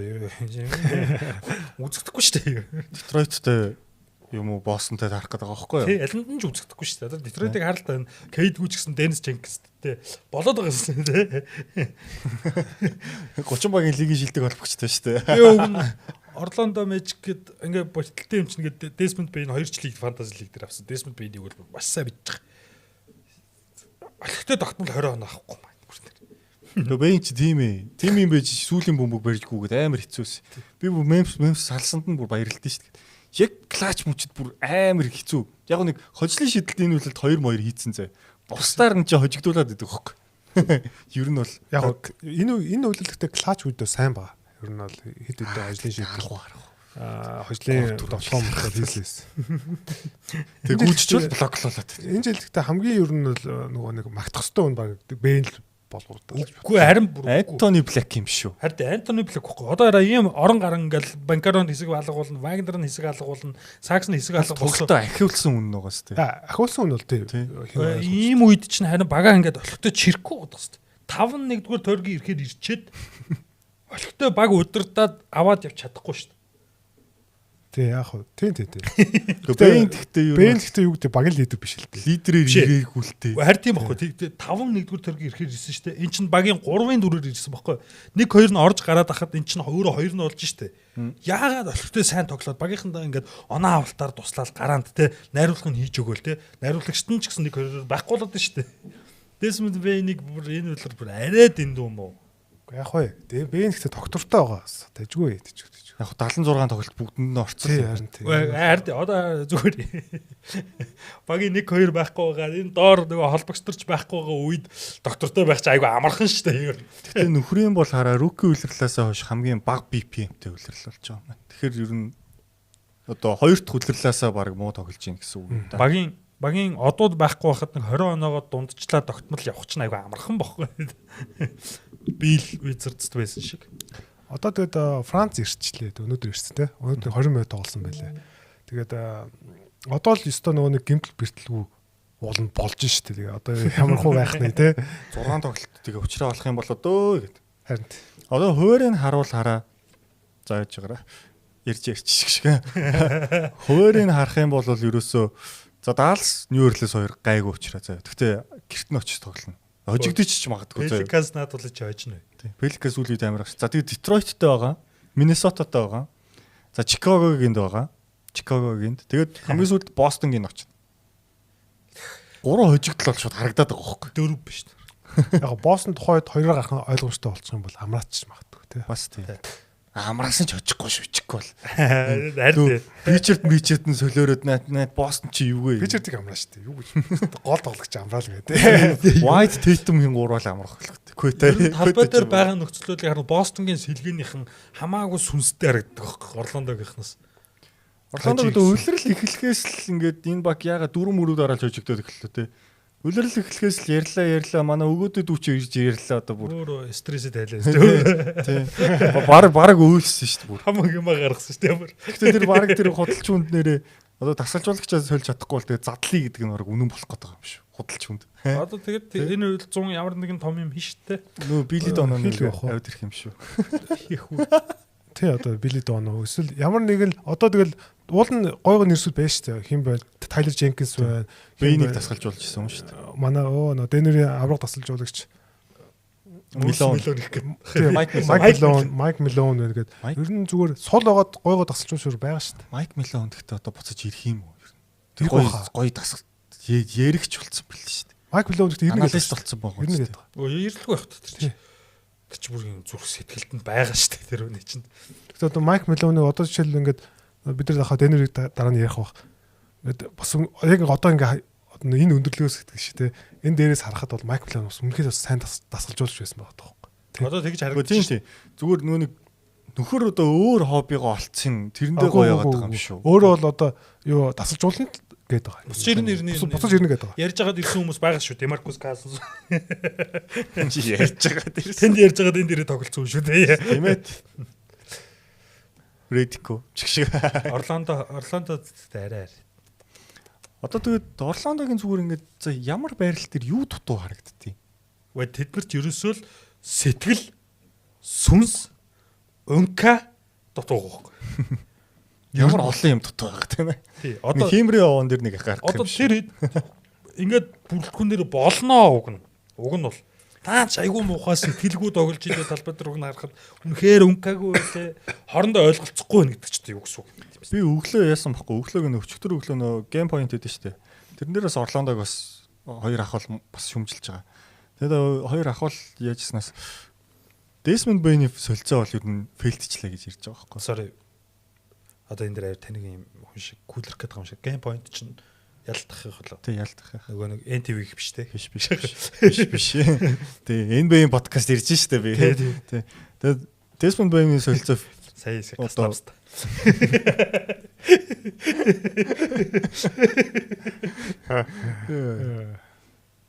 За солилцоо яагаад фейлсэн бэ гэхээр нэгдүгээр 5 дахь драфт ирэх гэж чиний хэлснээр. Дээрэс нь энэ багт point guard хэрэгтэй байсан гэж яриад байгаа байхгүй. Desmond Bain-ийн оронд одоо Jalen Suggs-ыг хоёрлоо ороод холбогч дээр одоо Trey Young жишээлбэл тэр үед available байсан, Lamelo Ball байсан тий. Өөр зөндөө холбогч нар байсан. Одоо Dijonte гэл яригдана л да. Энэ тал дээр юу гэж бодож чинь та хоёр? Би бол хамгийн түрүүнд холбогч гэхээс илүүтэйгээр хамгаалалт. Зүгээр яг энэ багийн яг одны хамгаалалт бол үнэхээр Өнөөдрийнх орол тий. үнэхээр болохгүй. 100 болт гэхдээ хамгаалт гэж харахгүй шүү дээ хэдүүлээ. Үгүй. Би харин нөгөө нэг үлрэлийн өмнөх дугаар дээр тэгж ярьж байсан. Тэгээ одоо нэг мөсөн 50 Джонсыгоо сайхан гараанд гаргах гээд. Энэ багт яг найруулагч, цэвэр найруулагч гээд. Би бол тэгж ярьжсэн санаж яагаад Desmond Bain-ийг авсныг бол ойлгохгүй байна Чи гээд. чи нөгөө нэг Bain-ийг сэлгээ мэлгээ гэдэг. Харин тий. Ер нь бол тэгсэн шүү дээ. Одоо Тийм. эргээд нэг 2 кадр симулят хийж үзье да. Bain-ийг сэлгийн суулгаж байгаа. Энэ үлрэрлийг Орландог. Би зүгээр сайн банкар нэг сүйдүүд нэг сайн тоглоод байсан шүү дээ. Тий. Довтлогоо нь бол уул нь гайгүй л байсан. Тухайд бол үдчихэж хахад хамгаалт нь л болохгүй байгаа. Миний хувьд яг бид нар одоо яг Орландог гарах нэг хамгаалт массаатай яхад хамгаалттай баг гэдэг байгаа. Яг юунаас болоод ингээд хамгаалтны юм сүрчээд байгааг юус ойлгохгүй байна. Чи одоо бүгд л одоо сайн тоглогч нь бүгдээ л байж. Одоо Сакс нь ирчээд шүү дээ тийм хамгаалтыг эхлүүлдэг.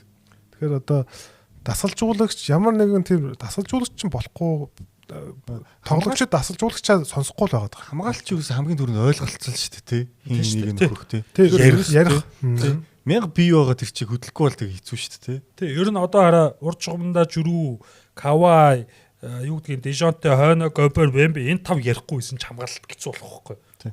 Одоо Санжи үлтер нөө 20 оны Clippers шүү дээ. Яста Жордны пулсыг дахиад авчирсан гэж томрол идэг. Beverly, Paul George, Kawhi гэлөө. Тэр гурав байсан мөртлөөс Лука Дончич, Жамал Мөрөө хоёрт алуулсан шүү дээ. Ойлгоцгойсэн баг. Тий. Хамгаалалтын бүр хядуулсан шүү дээ тий. Юу Орландод дээрэс нь юу байхгүй нөө. Орландод ч нэр бодоод байсан чинь эргээ харсан чинь хөшүүн хингээ. Одоо баагаар Мориц Вагнер өгш. Нэр энэ жилийн бүрэлдэхүүн дээр чи хэн байгаа юм бэ? Бас туршлага юм. Туршлагагүй. Дэсэн бэ шүү дээ. Харин олигтой нас туршлагагүй юм тий. Үгүй чи хамгийн залуу нь 95 оных гэж шүү дээ. Чи хамгийн өгшт нь Живон Картер биш шүү дээ. Үгүй нэрэ Мориц Вагнер өссөн байна хөөе. Тийм. Тэгэхээр аргагүй л. Одоо манай хүлэгнээс ахын ганц л байсан юм биш үү? Тэр нь бүр үлрэлийн дундуур ирсэн үе. Тэгэхээр чин аргагүй байгаас тий ер нь аргагүй мэ тий. Хуц солих хөрөөнд бадцах хүн байхгүй тий. Бэлтгэл дээр бадцах хүн байхгүй юм байна шүү дээ ер нь бол. Өмнө жилүүд чинь бол одоо ингээл KCP Corey Joseph гээл те Gary Harris Maris гээл үждэг гэсэн бохоо. Тий одоо хуц солих хөрөөнд бадцах хүний нөлөөг Орландо дээр шууд жишээ авч хэлж болох юм байна бас. Тийм байна. Гоё юу байна гэх чаа. Өмнө чинь тийм Jeff Green байгаад иддэг өстэй Орландод ч харахаар. Одоо манад ч харсан барнс байгаатай адилхан тий. Биомбо. Биомбо. Одоо ингээ defensive rating-ээр энэ баг 16 дуугаад байгаа. Тэгэхээр одоо хизээ 16-д иддэг өстэй. Талаас хоош байгаа. Энэ ч бүр байж болохгүй юм байна гэсэн. Одоо плей-оффт орох уу? Энэ маягаараа. Одоо урдуур нь жишээлбэл Торонто байна, Sixers байна, Charlotte байна те. Гоё багууд шүү дээ. Энтэй чинь плей-энд үзэх багууд чи жиггэн галзуу ганц тоглолтын багууд байгаа шүү дээ. Charlotte Marlotte бол бүр Charlotte, Miami байна. Miami те. Галзуу ганц тоглолтын жиггэн мастерууд байна шүү дээ те. Miami хийдгснээс Miami л бас хальт ирч. Юу хийний уцд юу дуурч юусаа. Ийм уух цаг.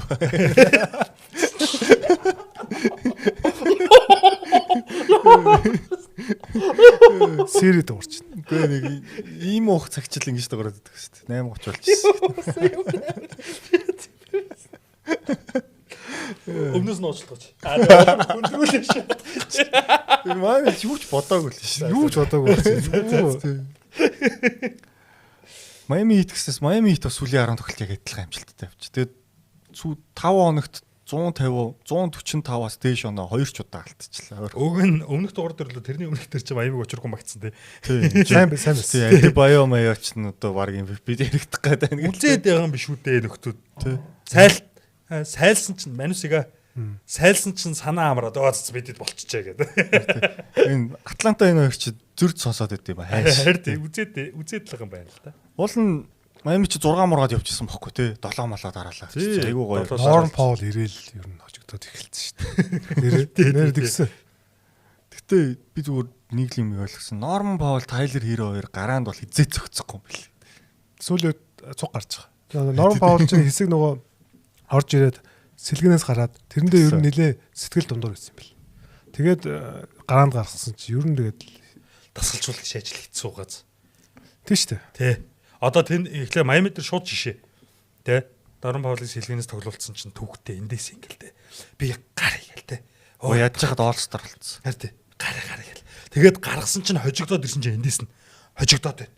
Муу байна гэлтэй шүү дээ. Түүхтэй. Бүх асуудал зөвхөн дасгалжуулагч дээр ирээд байгаа. Спот дээр. Тийм олон одоо ийм эго хувь хүнийг ингээд нийлүүлж тоглуулна гэдэг зүгээр аим хэцүү шүү дээ. Ядаргаатай. Тэгснэ Miami чинь юу яацсан вэ? Келелига баг тоглуулаад. Харин тий, Келели буцаас хэлгээ болгоцсон. Харин тий. Одоо харин би Miami дээр өмнө хэлжсэн тий. Келел байм хоёр цуг сайн тоглохоор энэ баг үнэхээр сайн байдаг. Шожигдохгүй байдаг.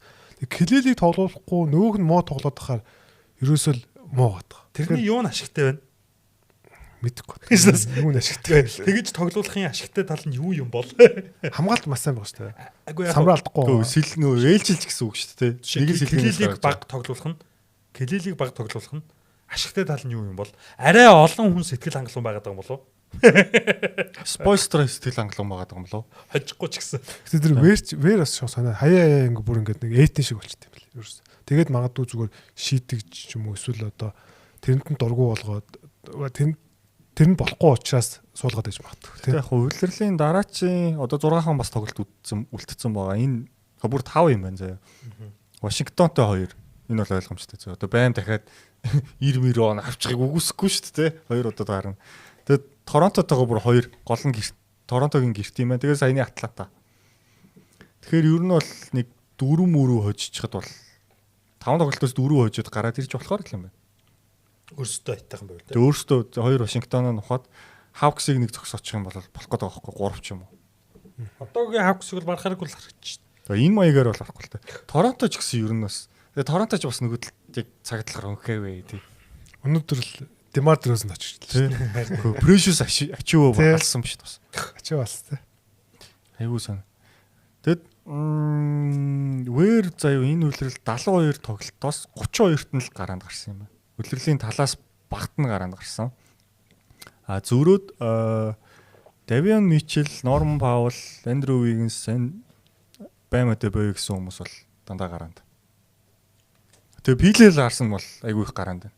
Тэгээд Larson уу вэр үхэхээр одоо Larson л гэж байгаа юм билгүй дээ. Miami өөртөө. Миний хувьд бол одоо Келэл чинь бүр баймаас ч үнэтэй хүн шүү дээ. Би Miami-гийн арай аль байсан бол Яг уу франчайз тоглогч нь болно гэж ирээдүйд. тий илүү үнцэнтэй ирээдүйд илүү үнцэнтэй хүн Келэл шүү дээ. Тэгтэл юу вэ одоо Келэл Larson-оос тоглогч. Тэгээ PJ Larson тийм сайн тоглоол байгаа л Хэлээ үнэхээр сайн байна. Үнэхээр яг 100 гарч ирээд өөрийгөө бүр 120% дайлж байгаа. Гэтэ бас нэг жил Terrence Mann яг Келэл Larson шиг байж үлээ. Miami-д юу тийм хүн зөндөө юм боо. Тий. Caleb Martin, Gabe Vincent тэгээ тий. Гоё. За тэгээд ихний сэдвийн дөрөд East-тэй энэ дөрөд яачих вэ? Эсвэл шууд араас нь орох юм уу? Сурлаа. Одоо ер нь манай сэдвүүд ер нь өнөөдөр сэдвүүд юу вэ гэдэг. Одоо дахиад 4 сэдв байгаа байхгүй юу? Нэг завсралчих юм уу? Дүүлтэйгээд. Нэг завсралчих. Манай амар халууцаад. Харин тийм ээ. Амар халуун байна. Яа бичлэгээсээ зогсоогоогүй сайн 0 орсон хооронд 42 намайг юу гэж ирсэн. Чанга 0 орсоогоор ямар удаан юм уу банд вэ? Зя. 0-ийнхаа. Энэ Антони Эдвардс бет хоёр ч юу нэ. Антони Эдвардс даваадлаа бид гурав. Даваадлаа. Баскетбол 0 ороод. Thanks тий. За подкастын 2 дугаар хэсэг маань эхлэхэд бэлэн болоод байна. Тэгээд донешн өгж байгаа хүмүүстээ маш их баярлалаа. Та яг донешн өгөхийг хүсвэл манай description дээр байгаа. Тэ? Тэгээд манай бас дансыг хараад тэ хүснээрээ бас донешн өгөх юм бол ингээд өнөөдөр бид Антони Эдвардсыг ярих гэж. Манай очоор донешн өгөнгөө сэдвд орлоод ирдэг тий. Харин тийм ээ. Тэг хэрэгтэй шүү дээ. Распурсийн Тэр Бетогийн минут дундчлалгийг тэгээд гаргачих хүн байсангүй 20 минут л гэдэг нэг тоо гарч ирсэн байх. Бас энэ үлрэлт арай олон дугаар гусч байгаа л та. 20 минут л. Бусад загсны юунууд маань манагаас баг дугаартай явж байгаа юм л шүү дээ. Тийм бах уу? Тийм билээ. Энэ Бетог ч 25 мав байна уу? 24 мөр байсан. За. Тэгвэл өнгөрсөн дугаар дээр яриаггүй. Гэхдээ энэ дугаар дээр ярих гэж байгаа. Тэр бол Los Angeles Lakers баг сүүлийн 10 тоглолтод бас л үнэхээр солиотой амжилттай буюу одоо 9-1 гэсэн амжилттай явж байна. Бид Антони Эдвардсыг яриа шүглэж гараа. Бид нар Lakers-ыг энэ үйлрэлд 9-1 гэсэн амжилт гаргаж гэж болох тооцоолоогүй. OKC-тэй адилхан Spurs-ийн хойно явж байгаа байхгүй юу? Сүүлийн 10 тоглолтын амжилтаар. Тэгээд Лука Донтич сая 3 сард одоо 600 оноод авсан 10 дахь тоглогч боллоо түүхэндээ. Тэгээд орчин цагийн үед бол бүр 2 дахь гэсэн үг байхгүй юу? Тухайн үед чинь 30 хоногт одоо 10 хэдэн тоглолтог бол шахаад болгочихж байгаа шүү 2 хоногт нэг гээд. За тийм амжилтад хүрлээ. За тэгээд JJ Redick 100 дахь ажлаа авлаа. Одоо манай Redick-ийн Монголд хамгийн том шүтэн бишрэгчтэй нэг хүлгэн маань бас. Тэ. Нэлээд баярлсан сурагтайс. Тэ. Энэ тал дээр ер нь ямар бодолтой байна. Тэгээд Redick өнгөрсөн жилүүдээс ер нь юу өөрчлөгдсөн байна те. Үлрэлийн дундуур ч гэсэн маш олон одоо шүүмжлэлтэй, магтаалтай янз бүр явлаа шүү дээ. Тий. Тэгээд яг хоо Lakers-ийн үед энэ 3 сард 15-2.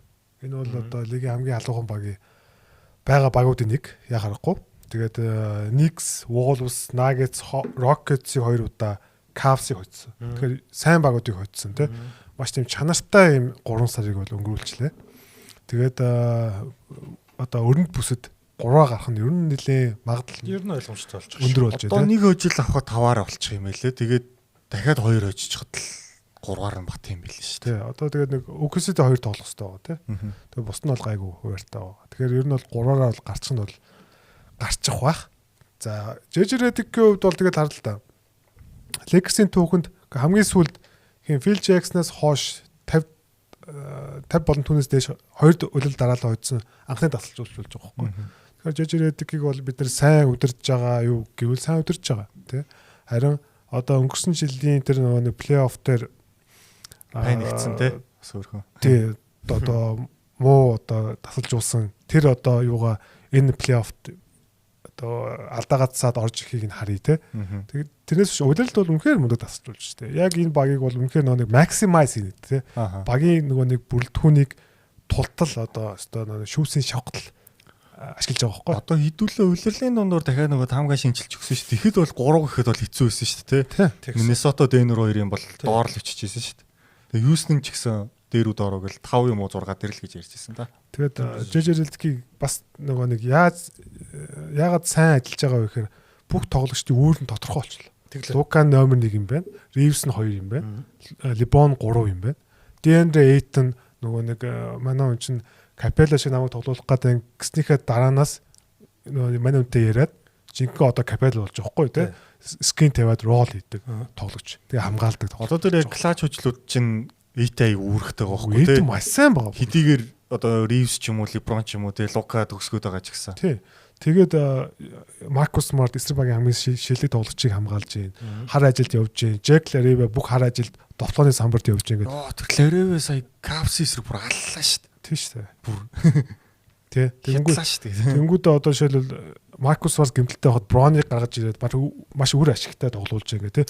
Бүх тоглогчдын нөгөө нэг юм юу хийх нь одоо байрал ойлгомжтой болчиход байгаа байхгүй. Энд чинь бол дасгалжуулагчийн сайн байгааг илэл байхгүй.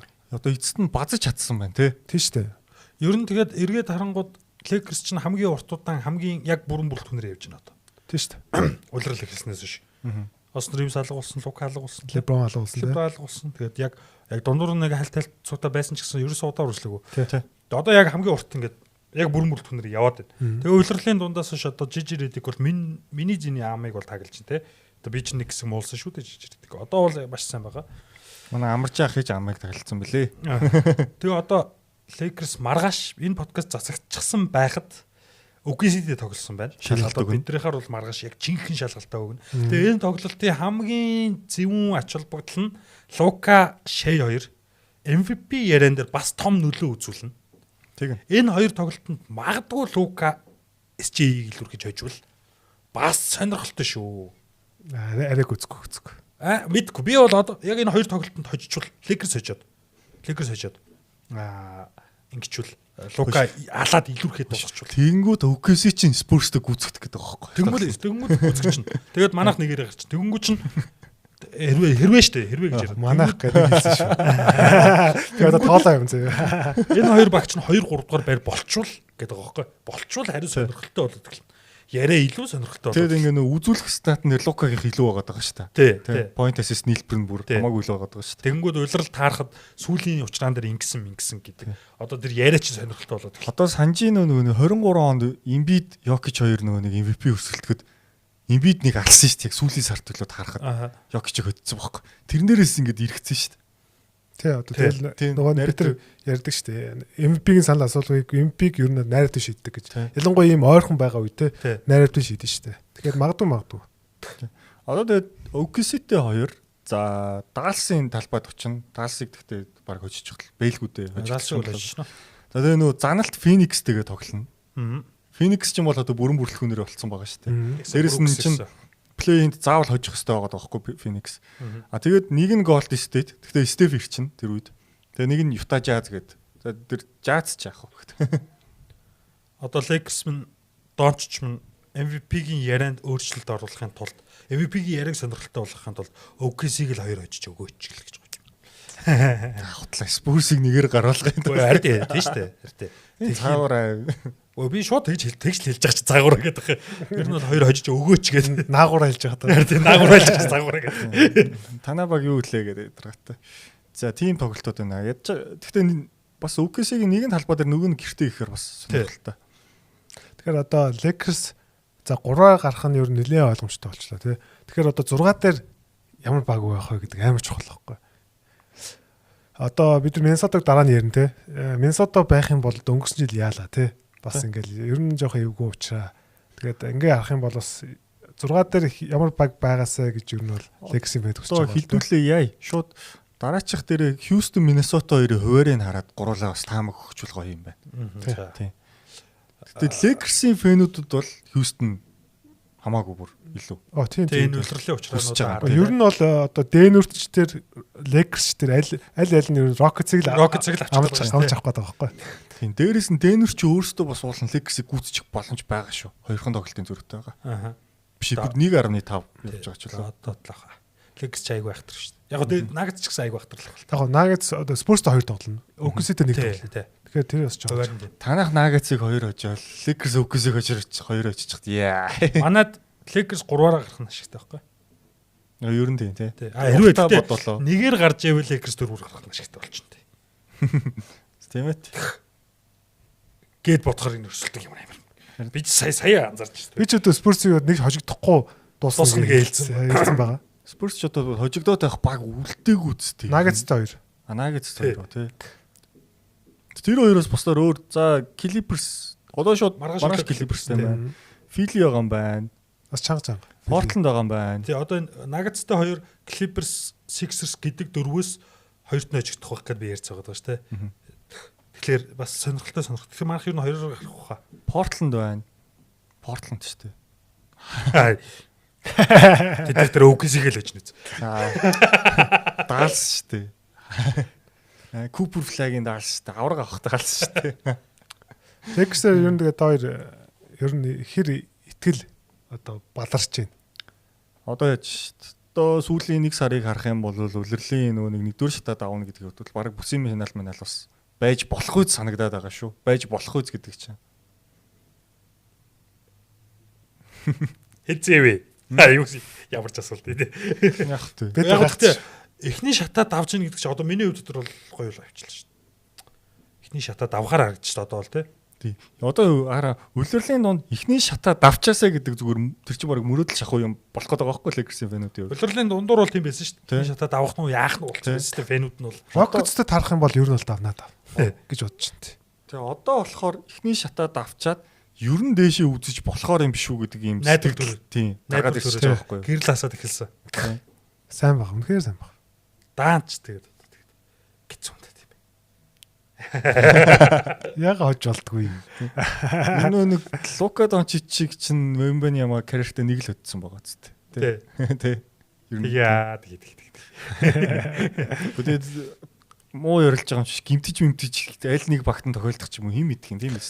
Гэхдээ ер нь яг Lakers тиймгүй зурлаад өгдөн шүү дээ. Chicago Chicago дээр бас Lakers дээр зүгээр үнэхээр багийн уур амьсгал яг тэр багийн тэр нэг хоорондын тэр одоо нэг баг болсон байдал үнэхээр гоё байгаа шүү дээ. Одоо ингээд одоо тэгэл үнэхээр гоё аз жаргалтай сакс тоглоод байгаа байхгүй юу? Хүлгэн сая хэлсэн шүү дээ. Броны гарч ирээд хүртэл тэр Маркус Смартын орон зайг 2 3 тоглолтод өгчөөд байгаа байхгүй. Үгүй энэ уг нь Броны Джеймсийг лигт орж ирсэн цагаас хэлсэн юм шүү дээ. Ерөөс ашигладгүй байж байгаа л сая ингэж шүү дээ. Одоо ашиглах юм амар ойлгомжтой шүү дээ Броны дээр тий. Гарч ирээд нэг нөхрийг л өөрийнхөө стамина дуустлаа илтгэх хэрэгтэй байхгүй тий. Тэгэл нэг аавда 2 3 дамжуулт өгчөөл болоо шүү. Тэгтэл нөхрийг буруу ашиглаад байсан. Одоо яг зөв ашиглаад. Тэгэл юм багийн юм яг юм зөв үедээ яг ингээд бүр нэгэн цол болчоод үнэхээр уур амьсгал өндөр байгаа үед бол маш хэцүү шүү дээ. Тэгээд Лука Дончич байна тий. Лука Дончич ингээд бүр цувралыг ганцаараа шийдэх хэмжээний тоглож байгаа байхгүй тий. Тэгэхээр ер нь бол маш эвгүй болчлоо. Тэгээд дээрэс нөгөө нэг саяхан хэд хоногийн өмнө Lakers гэж бүр бүтэн багаараа баг гол тоглож байлаа шүү дээ. Лука, Леброн, Austin Reeves, Laravia, Luka тийм байсан тий. Нэг бөөндө зураг дараад. Тэгэхээр эдгэр чи одоо ингээд бүр ингээд талбайн гад нь ингээд цагийг цуг өнгөрүүлж байна тий. Тэгэхээр жандууд болоод байгаа. Тэгэхээр чинь гоё бонд нь үсэж байгаа байхгүй. Тэгэхээр аюултай. Ер нь 2 дугаар шатанд танах нэгээр л гарчих шүү дээ. Тэгэл OKC-д тоглох юм шиг. Үгүй би бол OKC Denver гэдэг цуврал үзмээр шүү дээ. Яахан юу? Танах Denver-ийг хожисээс. Манайх Lakers-ээс зөрчгөж гэдэг байгаа шүү дээ. Манайх Lakers-ээс зөрчгөж OKC Denver гэдэг тийм гоё цуврал үзэхгүй өнгөрөх гэдэг шүү дээ. Гэхдээ түүхэндээ Lakers Spurs хоёрын аль нь илүү дэх? Lakers нэрээ илүү бах тий. Lakers илүү байгаа болов уу? Тий. Танай Dunk-ны 90 үеч болно хожиж 2 3 цуврал hodсон бах тий. Юу Dunk-ны 90 үед манай яг Spurs-ийн 90 үед Lakers-тэй ер нь плей-офф аягүй цуг тарсан байдаг. Тий. Тэр 2 5 6 онд ч юм бол огтаараагүй шүү дээ. Хөөе энэ удирчлаа. Сүүлд 13 он таарсан. Гэхдээ тэрнэр бол Kobe байгаагүй. Тий. Тэр бол бүр хамгийн утгагүй зураг авсан.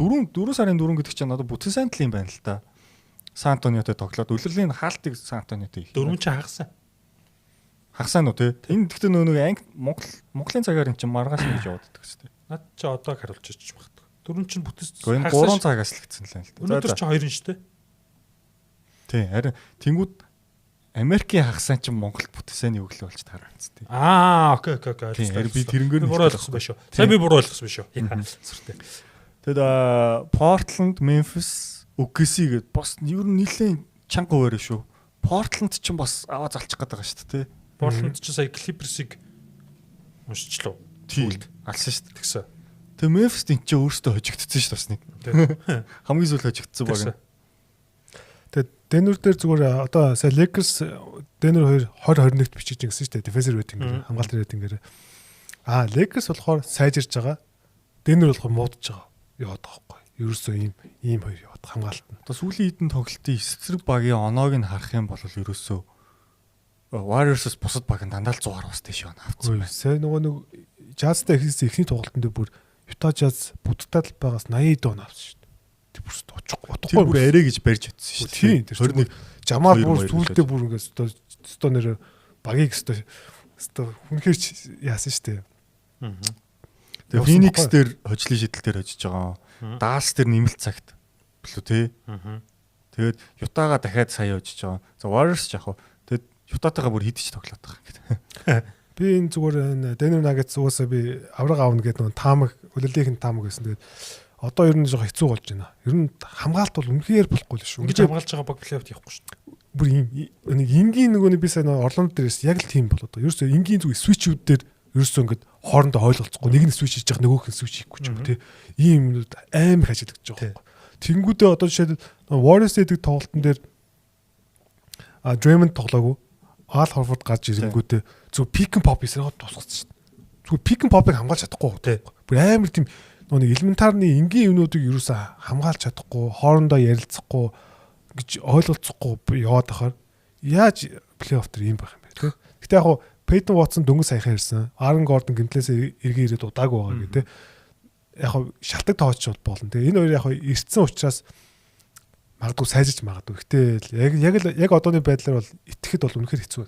Гэтэл яг л адилхан шүү дээ. Наад хоёр ч байхгүй нэ гэж улирлжингаа ярьсан тийм. Нөгөө юу шиг шүү дээ. Саяны Орландо шиг байхгүй харь тий. Улирлын дундуур бол болно. Одоо ярихад айгүй утгагүй тий. Ер нь бол. Тэгээ энэ багийг би хамгаалтаар хин тэргүүлж байгааг хараадах юм. За тэр орон дээр одоо энэ багийн хамгаалч одоо 21 дээр унжийн л гэдэг шүү дээ тий. Гэтэ яг үнэндээ 12 сарын дундаас үш юм байгаа тий. Тий, ер нь удаан хугацаанд шүү. Маш удаан хугацаанд юм байгаа. Одоо тэр нэг Jokic хальт гимтээд тэгээ тэрнээс хойш л юм болчихсон шүү дээ. Ер нь ингээл яваад байгаа тий. Тэгэл ерөөсөө өөрчлөлт юуч байхгүй байгаа. Сайжирж байгаа юм байхгүй байгаа. Хамгаалт яг нөгөө самбар юу авдаг болохоор нөгөө Jokic л бүхэл статаараа тэргүүлж лээ л да. Араас нь Жамал мөрөө шүү дээ. Хамгаалтын үзүүлэлтээр хамгаалтын үеийн ширсэрс. Тэгээд Denver-аас бас нэг юм бада бөмбөгөө алдсан зөрөөд оноо алдж байгаа үзүүлэлтээр бүр ингээд лигийн хомоол амж байгаа 27-д бичиж байгаа. Тэгэхээр ерөөсөө маш их өөрсдөө бөмбөгөө алдж байгаа хурдан тоглоход бутж чадахгүй гэсэн үг тийм. Тэгэхээр энэ хамгаалтын асуудал бол энэ баг одоо хэрвээ авраг авахыг хүсэж байвал сайжруулах хэрэгтэй. Ерөөсөө л сайжруулах хэрэгтэй. Тэгээд сонирхолтой Denver 23 онд авраг авахтаа байна шүү дээ тий. Хамгаалтын рейтингээр 10 хэдэд байсан шүү дээ. Эхний 10-т бол байгаагүй. 14 15-т байсан. Тий, 14 тат байсан байхгүй. Одоо тэрнэр рүү очмоор шүү дээ. Тий, ядаж яг 15 руу очмоор байгаа байхгүй. Тэгэхээр одоо 20 21-д байх гэж бол болохгүй л дээ. 24 онд бол 8-д байсан юм байна. Хамгийн дээр байсан зүйл. Гэхдээ энэ жил нөө нэг авраг авах гэж байгаа 7 дахь тоглолтоо одоо бүдэрсэн шүү дээ. Тэгээд зооны хамгаалт нь болохгүй байгаа. Ер нь болж байгаа юм байхгүй те хамгаалт нь бол. Тэгэхээр бас таар байгаа. Тэгээд одоо нэг улирлын ихэн дуганд баг гуруулаад авраг авна гэж хэллээ те баг. Чи үгсийг лөө? Би үгсийг гэсэн. Тэ. Би бас адилхан авраг авна гэж бодож исэн баг. Одоо ийм байгаа талаар ч жоохон урам уурах таахгүй. Уун бүрэлдэхүүн амар болц те. Амар бүрэлдэхүүн. Никола Йокич эргэн тойронд боссон хамгийн шилдэг баг гэдэг байгаа шүү. Тийм. Нэрс бүрэлдэхүүн чадсан. Цаас харуул тийм бохгүй. Тэгээд яг хуу товтлогоо нь үнэхээр супер байгаа. Товтлооны рейтингээр лиг тэргүүлж байгаа. Тэр нь болохоор бүр ингээд лигийн нөгөө нэг бүх цаг үеийн хамгийн шилдэг товтлооны рейтингтэй баг байгаа тоххой. Тэгэхээр товтлогоороо хожиж जैन Жамал мөрөө үнэхээр супер байгаа. Йокич угаасаа супер хийвэрээ яваа тий. Дээрээс нь ядчих Жамал мөрөө ч All-Star ч Шоолын бэ тоглогч болчихлоо. Бүрээ хамгийн шилдэг бүрэлдэхүүн болох гэдэг байна. Харин Йокич гэснээс Йокич өнөөдөр трипл дабл хийцсэн. Тэгээд нийт стат нь бол трипл даблт унтчтай болчихж байгаа. Ингээд 2 дахь жилдээ дараалал трипл даблт унтчихсан 2 дахь тоглогч болох чинь. Энэ MVP narrative-т ер нь нөлөөлөх вэ? Одоо мэдгүй би Йокичиг бол MVP ярианд одоо улиралт явах тусам гасгаж байгаа бол гэж бодож байна. Яг энэ гурвал үлдчихэж байгаа бол гэж бодоод биш зүгээр. Би бол санал дээр. Би бол шээ бол баг авах нь баг тодорхой болчихудаа л гэж бодоод байна. Би Вембиараа 2-т байгаа. Би арай Йокич, Лука 2 ер нь л ойролцоо байгаа л гэж 3-4. Үлдсэн тоглолтууд ир байх нь тий. Тий, яг үлдсэн тоглолтууд хамаарна. Гэхдээ ер нь бол баг л энэ 2 3-4 дээр л таарах болов гэж бодсон шүү. Үлдсэн тоглолтуудад бол Дэнүр бол Спурсыг бол 2 өчөхгүй бах. Тэ? Яаж ч харсан. Тий, нэгэнд нь л өжиж байна. Нэг л байх гэж бодоод. Эсвэл улирлын төгсгөл танах хүнээ амраадаг ч юм уу тий. Манайх ч амраахгүй л дээ. Манай эсвэл маргааш юм уу тий. Маргааш өчөхгүй л юм худлаа юм биш үү гэх шиг. Мэдгүй байна. Маргааш гинэдэг 4 сарын 4-нд шүү. Тэгээд бидний түрүүний ярьсан шалтгаан бас байгаа тий. Майк Мелон сайн тасгалж болох гэж байсан байна. Бас ер нь бол тийм хамгаалтын хариуцдаг. Үнэхээр сайн байсан харин тий. Тэгээ би сая нөгөө Йокич, Мөрэй, Гордон, Ватсон гэх энэ дөрөв ер нь хэр удаан тоглоод ер нь талбай дээр хэр үр ашигтай байсан байг харсан чинь ийм байдаг. Энэ дөрөв цогтаа энэ үлрэл зөвхөн ардаа 60 минут тоглосон байдаг. Оо тийм ээ бүр. Тэнгүүд яг тэр 60 минутанд нэмэгт 45 байгаад байгаа. Тэгэхээр Гордон, Ватсон хоёр эргээд ирчлээ. Тэгэхээр одоо юу гэдэг плей-офф дээр бол энэ хоёрыг бол баг гараанд шууд гаргаад тий. Кэм Джонс юм уу Брауныг суулгамаар. Тий, нэгийг суулгаад ч юм уу тий. Тэгээ ингээ явахаар бол яг 60 минут гэхээр амар цөөхөн ч байгаадсан нэмэгт 45 гэдэг бол маш сайн үзүүлэлт байхгүй. Тэгэхээр энэ үе эргэн ирчгээр энэ баг аюултай хэвээр. Ер нь бол ямар ч багийг бол хусаад гараад ирэхэд бол гайхахааргүй л шүү дээ. Усан чи юуны тулд лигийн шилдэг тоглогч энэ багт байгаа л. Тий шүү дээ. Тэгээ наагаас Кристиан Браун дээр арай яарсан юм да. Кристиан Браун энэ үлрэлт маш муу байна бүр. Ингээд үзүүлээ. Дандаа нэмэгтэй байдаг гэсэн. Энэ жил дандаа хасахтай. Одоо магадгүй плей-оффоор л хэдүүлээ ярих байх тий. Плей-офф 2 дугаар шат ч юм уу дуусах үеэр ярих байх. Одоо Nuggets чинь энэ үлрэлт дуусаад энэ үлрэл авраг авахгүй бол гэдэг асуудал байна шүү дээ. Түрүү жил санхүү мөнгөний. Санжиул нүг Дэнүр УКС 2-ын 3-т тоглолт шүү дээ. Нэмэлт цаг гардаг. Тэрэн дээр санаж нөө Кристиан Браун бүр шэйг бүр үнэхээр сайн хамгааллаа гэдэг. Энэ жил ч одоо бүр хамгаалж чадахгүй байгаа гэсэн тий. Кристиан Браун дээр ялч ярьсан. Тэгээ манай ч өөр гимтлээс эргэн ирээд ер нь тэр нэг бөөстэй тэр нэг амар тесрэлтэнд гараад ирдэ шүү дээ. Тэр мөр байхгүй л болчиход байгаа шээ. Одоо за шээ боли Антони Эдвардстэй тулгаж гисэн барахгүй байхгүй. Одоо барахгүй шүү дээ. Энэ үлрэлтийг нь харахад тий. Антони Эдвардс ч одоо 0 орчоо гарч ирээд тоглоно үстэй. Тий, тэгээд Денвер дээр яг би хэдий одоо тэгж хамгаалт нь үнэхээр итгэхгүй байгаа ч гэсэн OKC Spurs-ийн араас хор хамгийн аюултай баг хэвээрэл гэж бодож байна. Авраг авах дээр чи болцоо. Авраг авах юм хэцүү байгаа. Spurs-ийн доороо болцсноо бүр. Тэгс. Тэглээ авах. Баярлаа. Яа. За баяр үргээ. За тэгвэл тэгээд Йокич дээр бас давхар ярихад юу гэж бодоод байхгүй. Одоо ингээд нөхөр triple double all time leader утгагүй болох гэдэг шүү дээ. Иргэжил ч юм уу, дараа чиглэл ч юм уу, тий. Иргэжил болж байгаа хөө. Тий, иргэжил. Triple double гэдэг стат ер нь тойрын хувьд одоо ямар санагдав? Одоо ер нь хүн тоогоо болжлоо шүү, тий. Тий, одоо 3 харафт гэл ингээл 2015 онд ч юм уу 14 онд байсан бол ч вау гэл ярьж байгаа шүү, тий. Одоо бидрийг чинь яг идэж бах, тий. Яг гоё юм хүүхдийн сэтгэлээр үздэг байх үед бол Facebook 3.10 гэдэг. Бүтэн үлрэлт унчлаа гэдэг. Амар л юм бодож байна те. Хоёр үлрэлт дараалчлаа. Пүү гэлээс одоо нэг хүн triple double хийж байгааг харахаар нэг сонирмш болчиход байна шиг те. Одоо саячаар өнөөдөр үлөө өчигдөр үлөө тэр Osman Jengman гэж баг хийлэн штэ баг. Энэ тийм бил штэ. Ард одоо ер нь одоо Jalen Johnson хийдэг болчиход байгаа. Ер нь хийдэг болчиход байгаа юм те. Ер нь ингээ хүмүүс ер нь хийдэг болчиход байгаа. Одоо сагсан мөнгөч өөрчлөгдөж байгаа. Пэс өндөр болцсон, олон довтлдог болцсон тийм. Тэгэхээр чинь илүү л одоо боломж нь болов. Манай Стефан Хаслтер бол одоо ер нь хийдэг болчлоо. Инфляцаараа бол тийм. Инфляцаараа. Жокич одоо ихний хагас л хийдэг болчиход байна. Харин тийм. Юус ихний хагас 1 юм уу 2 ассист гэл 8 ассист 10 ребаунд 12 доноо гэл явдаг болчиход байгаа байхгүй юу. Тэгэхээр энэ triple double гэдэг narrative чинь өөрөө юм байдаг л юм болчиход байгаа байхгүй юу. Хөлтгөө болчиход байгаа байхгүй юу. Яг нөлөөлж байгаа л да. Нөгөө яг амар нөлөөлөх болчиход байгаа хэрэг тий. Яг Йокичийн юунд нэг triple double яг мэдээж тодорхой хэмжээнд бол яхах л байна. Гэтэ Йокич толгойн хувьд бол супер байгаа хэвээр л дээ. Тий. Тэр бол хэвээр. Зүгээр одоо ингээд яг 2 жил бас томчлаад үзүүлчихлээ шүү дээ. Чи энэ нүдэрээ очиод 17 оны Westbrook-ийг харсан бол тэр жил нөхөрт MVP өгөх үү? 6-аар баг нь гарч байгаа. 6 болоод 7-оор гарч байгаа шүү дээ. 6-аар гарч байгаа шүү. Тэр үед гэсэн Harden 31-8 ч гэлээ бас амар статтай. Баг л гэдэг 2-оор гарч байгаа. Одоо яг өнөөдрийн нүдээр харвал үгүй. Kawhi-ийн бас баг нь нэгч үлээ 2-оор явж байгаа. Harden 3 дээр, Kawhi 2 дээр гэсэн санагдаад байна. Би бол тэр үйлрэлийг үзэж байхад бол би бол миний MVP бол Kawhi-с. Kawhi бол тэр супер хамгаалт. Тэр Kawhi үнэхээр супер жил байсан. Миний хувьд бол яг тэр үедээ бол яг Westbrook л байсан. Westbrook ч угаасаа нүг нарративээр нь авцсан шүү дээ. Авцсан. Тэгээд сүүлд нөгөө шидэл мэдлээ. Денвер эсрэг хожлын шидэл тэгээд ерөөсөө ингээд бүр эргүүлсэн бохгүй ерөөсөө. Баган сайхан гараад байсан. Гэхдээ яг харахаар бас гайгүй тэр багч. Стивен Адамстай, Сабонистай, Оладипотой.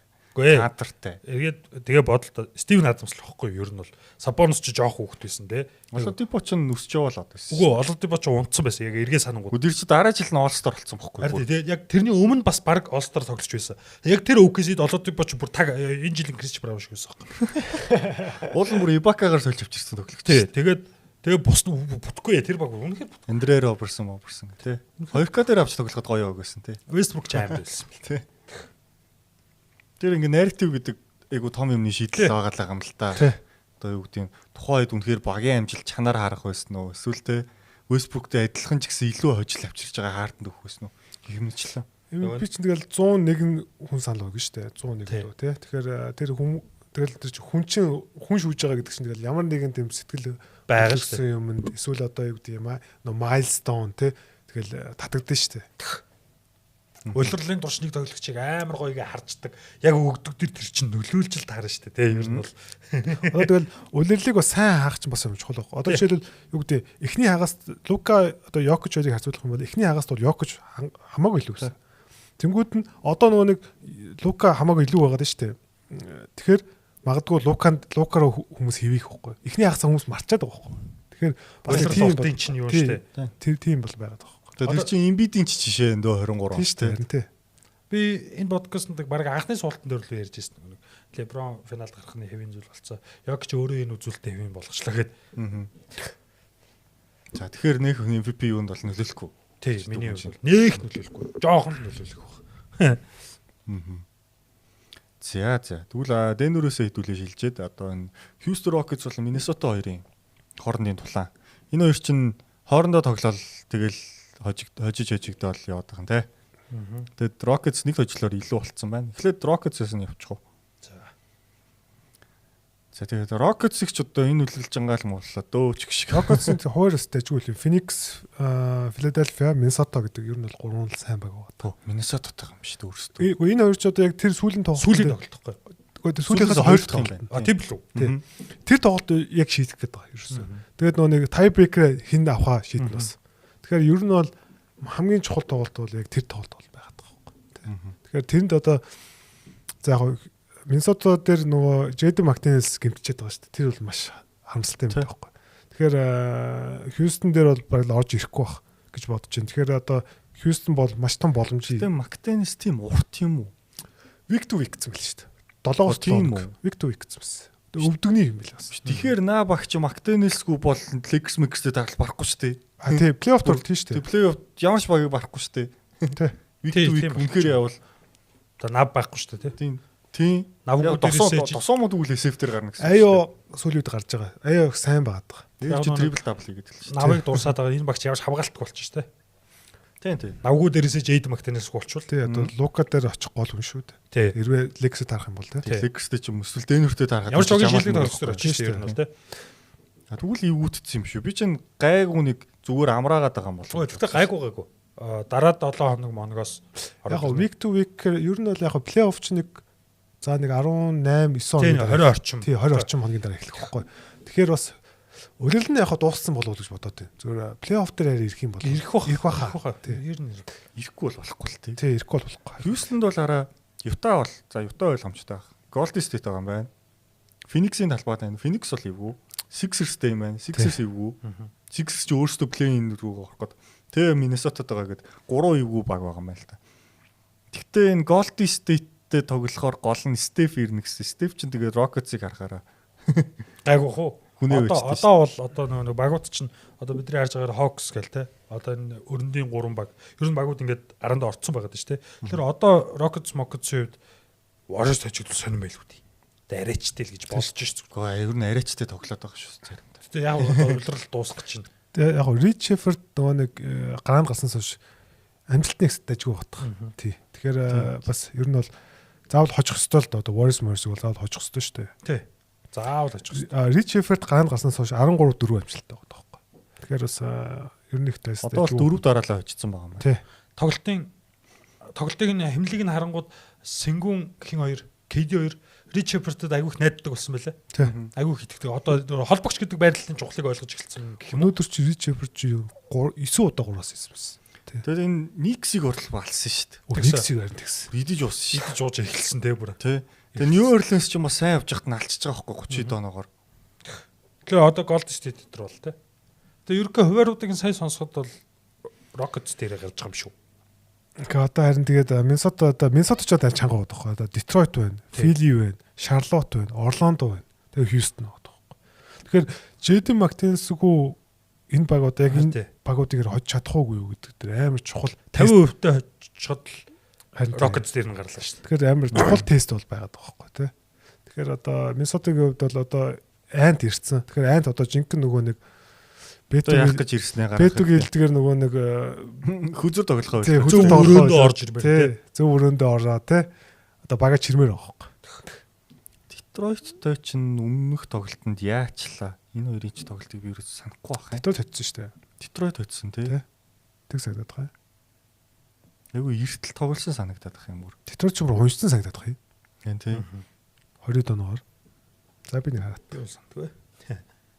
Тийм байна. Detroit, Philly дандаа яаж байгаа айлын талбай дээр юм аа. Тэгээд дээрэс нь цагаад л бол чи Индиана ч ивгүй байхгүй юу? За одоо гүөх үү. Одоо улирал Индиана ч хожоод байгаа шүү. Баяр тийм л дээ улирал дуусчих шүү дээ. Индиана ч лай болж байгаа шүү зарим багуудад. Үнэхээр лай болж байгаа. Одоо Миннесота Индианагаа ядруудаггүй шүү. Өнөөдөр бол Булсыг бол бүр байхгүй болсон шүү дээ. Индиана юу? Тийм. Индиана амар шүү. Миннесота өөрсдөө нэг юм хожлын ран ерөөсөө хийж чадахгүй юм л та. Энэ улирлын турш тийм ээ. Би нэг 6 юм уу 7 дараалж хоцсон нь ерөөсөө хайгаад олохгүй байхгүй. Яг нэг 4 мөрөө хожжоол тэгээд нэг гачин багт хожигдоо. Тэгэхээр 6-аа гарах магадлал бас нэлээд байгаад байгаа байхгүй. Тэ. Тэр өнгөрсөн жилийн матчап бас болох магадлал өндөр те 3-6 гэсэн. Тийм. Lakers-ийн фэнүүд бол энийг хүсэхгүй байгаа. Minnesota-гийн фэнүүд бол ер нь аль нь ч ах байл гэдэг юм байл. Аль нь ч гэдэг нь одоо Nuggets, Lakers хоёр. Nuggets-тэй бүр инээгээд үзье гэдэг тэтэрч. Айгуусан. Тэд нар ч гэж манай хөөрхи чок хилтэй байна. Монголд өөр Minnesota-гийн фэн. Айгуу цөөхөн шүү дээ. Тэгэхээр одоо энэ хоёрын одоо аль нь гарахаа ер нь одоо хуваар мөр харахаар одоо Rockets илүү давмгаал биш үү. Тэгээ хоёр тоглолт нь бүр back to back үү. Тэ. Detroit Philly хоёртой back to back гэснээр Indiana Orlando хоёртой back to back. За яг энэ хоёрыг хожичлоо гэж бодоход тэгэл. Юу манай Wolves-ийн фэнүүд байгаа шүү дээ. Байгаа шүү дээ. Ороод ир. Бага. Wolves-ийн фэнүүд ороод ир. Юу та нарыг цөглөн мөглөе гэж юу юу. Lakers-ийн хувьд бол тэгэл уул нь Rockets нь бол арай л гайг өрсөлдөгч байх тий. Энэ улирлын сүүлийн 2 учраан дээрээс чинь одоо Lakers-ийн фэн ч өдрө болгон Rockets-тэй тоглолт байдаг шүү дээ. Гэхдээ энэ Rockets-тэй тоглол бүр уншаа гарч ирнэ нэрээ шүү. Тэр нэг юу тоглолт юм болохгүй. Зүгээр л товтлогоогоор ягаал хамгаалах шаардлагагүй. Rockets ч өөрсдөө хамгаалчихна. Гүнээрээ. Амин томсон залуу орсон чинь Capella зогсож байна гэдэг. Ягаад Capella-гийн дээр ордог. Сэнгүү байж болов гоё нэр хэлээ л та тий. Сэнгүү ч аавтайгаа тоглоно шүү дээ. Өөрийнхөө хөлбөртөө тоглоно шүү дээ. Өнөөдөр яг Houston бас нэлээд тийм зүгээр тайм харж байхад бол KD шингүү хоёр ч юм яриад инээгээл нэг бас нэг дажуулж юм шиг харагдаж л шүү. Хожиж явах үед бүгд л гоё яриа. Харин тий хожиж явах үед хожиж явах үед тэр хоёр чи гар мараач зөхгүй бүр тэр. Сэнгүүний тэр нэг амдаас тусгаараа ирсэн чи нөгөөдөл нь туслахгүй хаяа авчичихлээ шүү.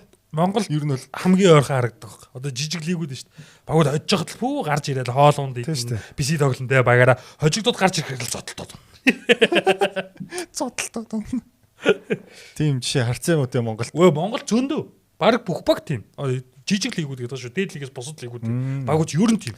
Гэхдээ дээдлэгчтэй PC тоглодог баг зөндөө шүү дээ. Биш. Одоо байж л идэв шүү дээ. уур амьсгалын нэрээс хожиж явахдаа заяа. Асуудлаа ч ярихгүй заяа. Өнөөдөр ямар асуудал гаргав өдр гэж ярихгүй заяа. Өстө өнөөдөр аллаа. За хэдlээ хоол идэ. Багийн эзэн баг те хоол идэ бөөндөө гоё хоол идэ. Өнөөдөр тэгэл аллаа малаа. Чи тэдэн он авсан паамаа. Тэдэн бууц ярихгүй. Хожигдоод гараад ирэхдээ болохгүй байгаа юм а. Зодтолдох хэмжээнд ярьдаг. Шал утгагүй. Ямар ч соёл байхгүй.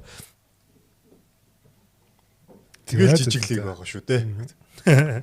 Миннесота дээр өөр сонь сайхан юу байна? Антони Эдвардс нөгөө нэг тоглолтоо гүйцэх гээд эрт орж ирсэн.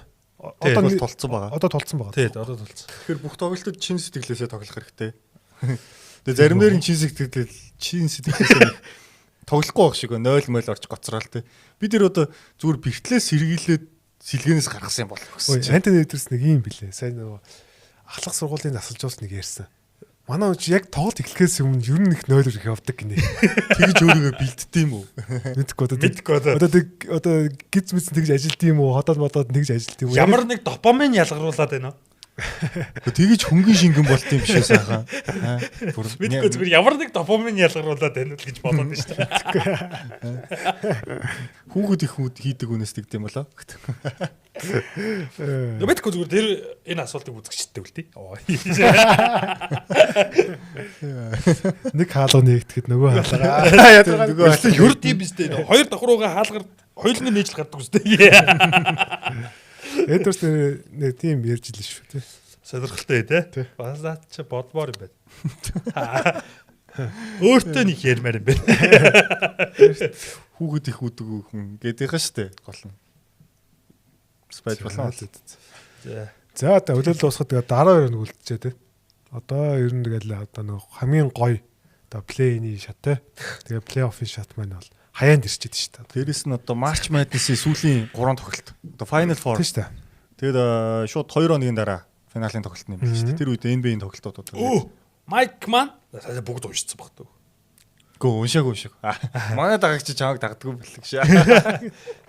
Тэр бос жабер уншицсан баха тий. Манай шарвах мах өөрөө ширэлцсэн бэлээ бүр сүулт. Тий тэгэхээр бүгд уншицсан баха. Майк бүгдтэй тоглолт тоглох болсон. Тийм тэгээд бето маань тэрийг шууд стрим би гаргаж чадах нь л надад олдох нь л олдчихвол жабарс олчихгүй олчих. NBA-ийн тоглолт байгаа тэр хүн хэмжээний жижиг тоглолт олдтолгүй. Тийм ээ. Гэхдээ харин тийм жижигэн болж олдоход хэцүү байхгүй. Харин ер нь бол гэхдээ яг хуу тэр ч дайжгүй тоглолт тоглолт. Тий яг хуу тэр All Star тий. Сеньоруудын All Star. Telegram сайт майтаас нь олчихгүй тэгээд. Зээ. За тэгээд өнгөрсөн дугаарт бидэд нэг шилдэг оноод хөвчтийн талаар ярьсан шүү дээ. Тэгэд энэ дугаарт бас нэг сүүлийн үед бас сошиалаар хөөрхөн сэвэгдээд байгаа нэг сэдвийн талаар бас хальт мүлт ярих нь уу эсвэл нилээн ухастай ярьж үзэх нь хэдүүлээ сонирхоо. Энэ бол манай Патрик Бэверли гэдэг нэг NBA-дэс нөхөр байгаа шүү дээ. Тэгж ярьж байна. Нэг NBA тоглолтог байсан хүү би. Цаа чи подкаст хийдэг болсон. Тэгээ подкаст хүн амтнд татахын тулд одоо зүсэн зүйлийн юмнуудыг ярьж ин сүүлийн үед. За тэр дундаа сүүлд бүх цагийн үеийн шилдэг 3 SG тий шүтинг гардын байрлалтын юуг нэрлсэн байлээ. Тэрэн дээр за мэдээж нэгдүгээрт бол Майкл Жордан, хоёрт Коби Брайант, за гуравт Джеймс Хардныг оруулчихжээ. За тэгээд тэрийгээ бүр дэлгэрүүлээд подкастн дээр Джеймс Хардан бол Дуэйн Уэйдээс илүү тоглогчоо. SG-нэр дундаа. Одоо магадгүй 3 дээр Дуэйн Уэйд гэх хүмүүс орж ирж шээ. Илүү тоглогчоо. Илүү одоо ялтан дүрэгтэй илүү longevity тий. Тэгээд зөндөө юм ярьсан байлээ. Энэн дээр Дуэйн Уэйд өөрөө бүр хариу хэлсэн. Ахын дүү ер нь намайг тоглож байхад байлуу. Хожил гэж юу гэдгийг мэдэхгүй лөө тий. Сакс ер нь ахыгаа тоглож байхад үзчихсэн юм үзчихсэн нэг. Ах бол баавартай хариу хэлсэн байдаг. За энэ тал дээр ер нь одоо энэ Джеймс Харден ч дээрэс нь 17 дахь хувилралтай тоглож байгаа. Дуэйн Уэйд бол NBA-д 16 дахь хувилралтай тоглосон байдаг. Тэгэд одоо ер нь яригдах сэдв дахиад болоод ирчлээ л гэж харж байна л та. Юу вэ? Уэйд өөрийг нь 3-т оруулсангүй дургуцаад байгаа юм уу? Тий. Харден энэ хоёр. Тий. Би харин сая өөрийг завсарлагын өмнө сэдв харчаад сая сэдв харж байгаа би уучлаарай. Гайхаад Хардин хоёр бишээ. 3-т орё гэдэг юм уу? Энэ бацаанаад одоо. Юун 3 мурав бэ? 4 дээрээ алалцаач яа вэ? Патрик Бэверлид хэлхөө хоёулаа орчуулад. Үгүй тий би одоо энэ рилийг гаргая орчуулаасаа тий. Одоо даварлаа л шүү дээ. Би sorry одоо бэлтгэж завсалгаадаар принтэрлээ. Уучлаарай. Тим юм байдаг юм аа. Эд үеийн Dynasty-тэй алалцаж явсан хүний хувьд намайг аюулс ингэ бодчихорой. Хүний хувьд өмнөөс нь төлөөлж яриад байна шүү дээ. Хүний хувьд ахын нэг юм хэлий. Та хоёр NBA-д ямар соёл авчирсан? Та хоёр NBA-д ямар дүрм нэмүүлсэн? Та хоёр онооны авраг хэдэн удаа болсон? Яахав тэр Harden гэд хөргөт нь хөрх надтай адилхан нэг MVP юм бэлээ. Та хоёр хэдэн удаа бөмбөг тасалтын авраг болсон? Гэт нэг хэдэн асуултууд байна. За тэгээд алтрын техникт орчих. Юу лээ? Тий шүү. Гисэн юм уу те? Чамд яг уцтаад хэлсэн. Сая би юу? Чигшиг. Сэр нэг арх угаатал онгод ороод юу ч юм. Би сая нэг юм сонио хар хүүхэнтэйс ирэх гээд байгаа. Нэг мэдсэн давпуурч гэдэг. За яриаг нөгөө хоёрлогоо боцоогоо оруулах. За энэ дээр бол мэдгүй би одоо би зөв Джеймс Харден гэж шүү дээ. 2 номерын тоглож гэж боддог. Джеймс Харден бол одоо карьерийнхаа хамгийн шилдэг байрал нь бол холбогч байхгүй. Бид нар шүүтинг гард гэж боддог юм биш үү те бүр. Тий. Одоо шүүтинг гард байсан үе нь Оксиг үе байхгүй. Оксигоос яваад Хьюстонд очоод жинхэнэ нөгөө нэг MVP Харден бид нар харж байгаа шүү дээ. Тэр чинь холбогч шүү дээ. Джеймс Харден холбогч. Хоёр дээр гараад исэн болохоос шүү.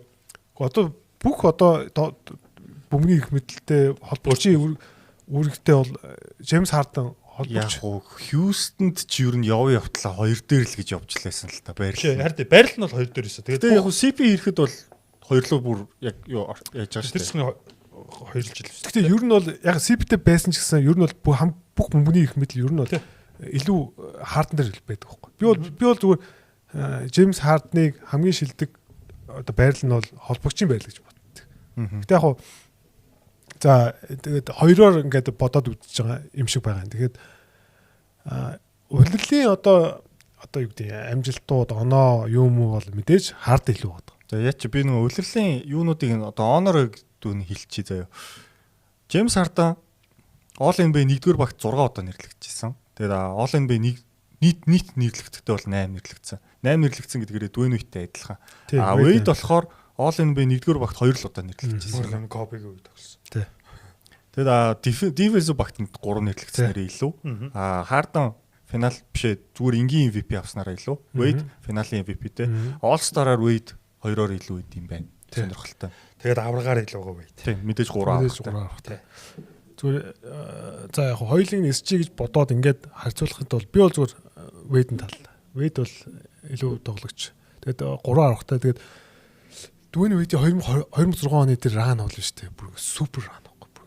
Тэгээд тэг чи одоо Wade-ийн 3 дахь жил тий. 3 дахь жил шүү дээ. 3 дахь жил. 3 дахь жилдээ бага одоо манлайлаад ингээд авраг авуулна. Тэгээд бүр үнэхээр супер тоглодог байхгүй. Тэр финал дээр чи бүр 3 дахь жилдээ 24-тэй байсан байна. Бүр үнэхээр одоо зогсоох аргагүй. Би нэг саяхан 2 жилийн өмнө лөө яг тэр 2006 оны Wade-ийн хайлайтыг бүрэн үзтээ. Үнэхээр супер байсан юм л. Одоогийн шей шиг их алдаа авдаг Мичл шиг дайрж ордог л юм байна. Юусо тэр одоо Wade-ийн тэр нэг дайрж орж байгааг ерөөс зогсоож чадах хүн бол байхгүй байсан. Тухайд NBA-д. Тэгээд мэдээж 3 аврагтай 2006 оны финалийн MVP байна. Тэгээ сая хэлсэн шүү дээ. Бэг хэлсэн те. Хамгаалт нь бол тэнгэр газар шиг 2 тоглогч. Тийм. Энд одоо All NBA defensive team 3 удаа нэрлэгдсэн. Тэгээд хамгийн шилдэг одоо нөгөө урд чугмын блок хийдэг тоглогч те. Нэгт үүдэн шүү дээ. Тийм нэгт үүдэн. Гардууд дундаа. Тэгээд одоо юу гэдэг Dwayne Wade гэдэг чи одоо тэгээд Америкийн шиг шимбэгшээд ингээл явгууд тэгээд бас л амар чухал үүрэгтэй байдаг те. Хамгаалтууд нь ямар сайн блэ. Тэгэл ингээ бодонгоо зүгээр над зүгээр яг overall тоглогчийн хувьд явах юм бол надад бол Wade л те. Тэгээд одоо яг peak to peak харьцуулж үзэлтэй гурлаа. Яг хөө тэгээд James Harden бол удирлын яг зүгээр яг season-ээр авч үзэх юм бол магадгүй илүү баг. Одоо бүх одоо оновчтой дамжуулалт оноо 3-ын зай шидэлт гэл бүгднгээр илүү баг. А гэхдээ манай хүн яг тийм нөгөө чухал тоглолтод плей-оффын нөгөө нэг чухал тоглолтод бол тэгэл бид нар мэдэн штэ. Ер нь бол ерөөсө бага манлайлаж одоо өөрөө бага нуруунд дээр өөрж авч гардаггүй те. Тийм л тоглож байсан. Чухал буюу 6-7 дахь тоглолт руу орчгоор тий. Тэгэхээр тэр байдлыг харах юм бол надад бол зөв Wade бол арай илүү тоглогч гэж боддог тий. Бэтэг өвд. Адилхан. Хард Wade-ийг хард. Бүх цагийн эсч 5-т. Яг Wade зүгээр нэг харамстай юм гимтлээс болоод ер нь карьер нь их огцон мурцсан. Тий одоо Wade-ийн карьерийн нийт тоглолт нь 1054 байгаа байхгүй. Хардных болохоор 1217 гэж 150-аар илүү гарчаад байгаа. Тэгэхээр яг longevity харах юм бол мэдээж байгаа хард нь л байдаг л та. Тэгээ одоо нөгөө нэг win shares, view, RP те BPM efficiency тэр бүгд илүү болцсон байгаа байхгүй. Wade-ийнхаас дундаж статараас одоо блокор л баг. Бостангаар нь бүгд ингэ илүү болцсон байгаа. Тийм баг шүү. Одоо довтлогоон дээр илүү олон талт, илүү самбар, илүү дамжуулт, илүү оноод унтчилдаг. Тэгэхээр яг тэгж одоо Beverly шиг Harden бол илүү гэдэг аргумент үсгэж бас болохоор байхгүй тий. Гэхдээ яг одоо тэр тулсан газар одоо юу гэдэг Wade шиг байж чадсан юм уу гэвэл тэгэл үгүй л байхгүй яг үнэлээд. Үнэн тий. Гэхдээ яг Harden дээр нөгөө талаар юм байгаа даа. 6 хөлрөл all in бэ 1-р багт заяа. Гэхдээ яг Wade бол Kobe-гийн үер үед. Гэхдээ Kobe-гоос гадна дахиад нэг гардын байрлал байгаа шүү дээ. Тэр үед 3 удаа нэрлэгдсэн байгаа байхгүй. Биш нөгөө Kobe-гийн үед чинь хоёр гард ажилласан шүү дээ. Тийм. Хоёр гардын нэгэн дээр нь 3 удаа орж ирсэн байгаа.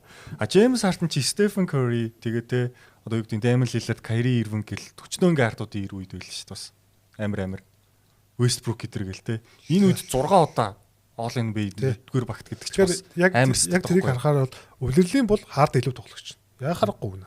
Одоо юу гэдэг адилхан баг өгөөд өвлөрлж хэрүүлэх юм бол Хардны баг дээр дуусах байхгүй юу? Би бол тэгж боддیں۔ Тэг бах. Rockets-ийн бүрэлдэхүүнийг харгаад магадгүй юм. Wade бол яг Harden шиг багтай нэг цөөхөн идэл өвлөрлөө гэж үзсэн шүү дээ. Нэг 2 өвлөрл улраал тэгэл LeBron ирцэн. Тэгээд анханасаа нөгөө нэг Shaq-тай тоглол эхэлсэн. Тэгээд 2 төвлөрлөөсөө гих мэтчлээ. Гэхдээ цувралт гэд харах юм бол за магадгүй тэ бүтэн цуврал тоглоулна гэвэл Wade-ийг л авах л та. Тэгэн л тэ ялчих. Хардан угаасаа карьерийн турш ярьж байгаа дөө ялдаг тоглож. Хардан тэ баг амжилт үзүүлнэ гэж байхгүй гэсэн. Тэгтээ чи Хардныг яавал ялдаг болох вэ гэж бодож үзчихсэн үү? Үгүй. Үгүй яа тэр ойлгомжтой шүү дээ. Өөрийнх нь хандлага нь өөрчлөгдөнө. Одоо тэр тоглох одоо арга барил өөрчлөнө. Тэг жижиг л واخгүй. Тэрс өөрийнх нь тоглолтын арга барил үнэхээр супер шүү дээ. Зогсоогдчихгүй.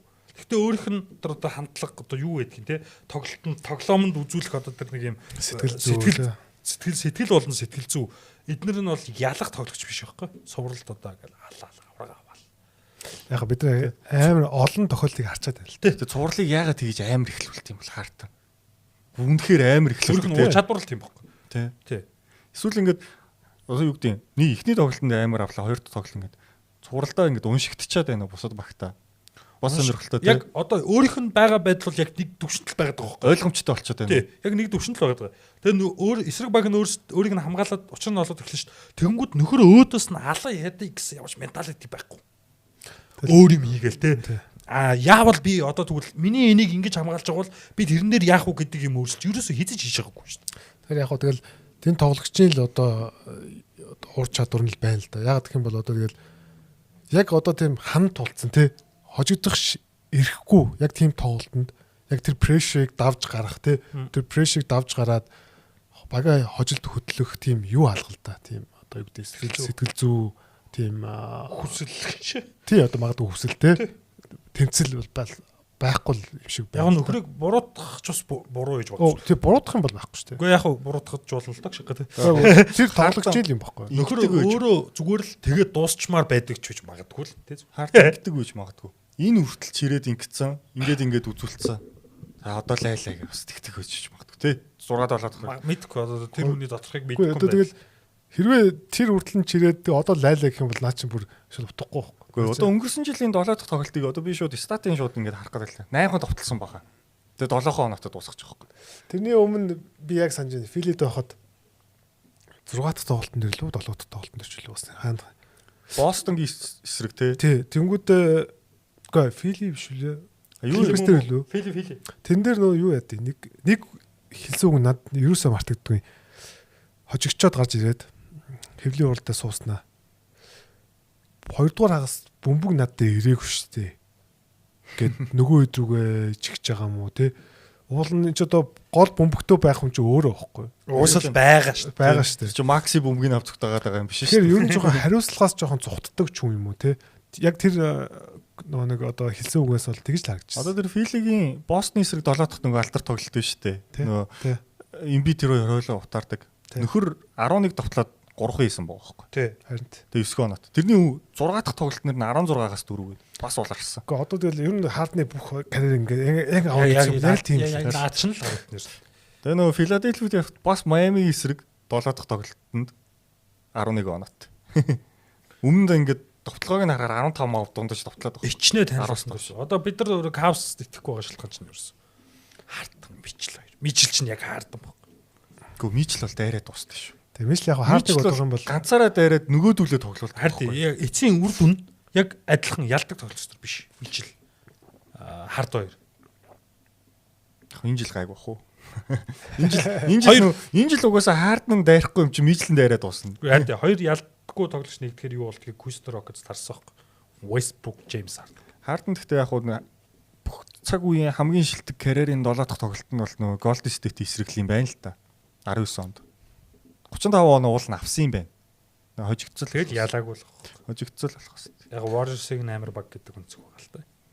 Яг гэхдээ Хардны тэр нэг хожиж болох байсан тоглолтын дээр Warriors ер нь бол шүүгчтэйгээ хожсон шүү дээ. Яг харах юм бол хөл мөлрүүн бүр сайхан гүйж ороод даалдаа үлээдэг шүү дээ. Тэр нөгөө тэр бүр аимшигын шүлттэй тоглолт. Дороод тоглолт чинь нөгөө нэг Rockets 24 удаа 3-аас алддаг мөн л дараалж 20 дараалан алддаг. 27 ч үлээ тий. Ариза Daniel House Mouse стөрстөө бүгд тоосох шийддэг шүү дээ. Тэгэхдээ тэр хүртлээ ингээд оноо хилүүлээ аваа л гэдэг шүү дээ. Тий. Уул нь James Harden бүр legacy game байхгүй тэр бол. Тий, legacy game байхгүй. Одоо Chris Paul гэвчихсэн. Тий. Тэр гараад ирсэн бол тэгээ аврах шүү дээ. Гэж боддог. Явартаж финал нөхөр өөрөө баг удирдах гарч байгаа байхгүй юу? Ер нь бол тийм. Тий. Тэгээд чи яриан шал өөр болж эхлэх байхгүй. Тэгэл нөгөө Mike D'Antoni-г нөгөө 3-аас шидэж тэ амьдрын үхэнтэй тэр л байхгүй. Тэр дэхтэй юм утгагүй тоглолт. Зүгээр л 2 оноо ороод бас хожлоо шүү дээ. 27 шидгээ болно 2 оноо. Яг одоо өөрсдөх нь арга барил удирдалжингаа яасан. Тий, удирдалжингаа яасан ер нь болцсон арга барил да тий. Тэгээд явтаж Wade илүү болоод дууссан тий. Ер нь л Wade илүү л дээ. Илүү л дээ тий. Яагаад ч гэсэн тий. James Harden ямар нэгэн байдлаар багийн 2 дахь дүүрээр авраг авч ивэл энэ яриа сонирхолтой болох байх. Тэгсэн ч үгүй хаа. Багийн 2 штэл гэж ярих байхгүй юу. Яг нэг авраг авчвал бас арай өөрчлөгдөн л дөө. Тий, авраг авчвал илүү ойртоод ирлээ. Тий, авраг аваагүй. Би бол тэгтээ Iverson дээр гэж боддоо шүү дээ. Тэгж бодж болно шүү дээ. Тэгж шууд тэгээд тэр яриаг Iverson гэж боддог. Тий, Iverson-ы бол дээр гэж боддог. Би бол longevity урттай. Ер нь юу юм бодсон бэ? Тэгтээ Iverson ч гэсэн яг байрлалын харахаар нөө нэг ихэнх хугацаанд PG дээр байдаг тий. Тий, бас ер нь бол яг байс чиглэл хийж явна л да.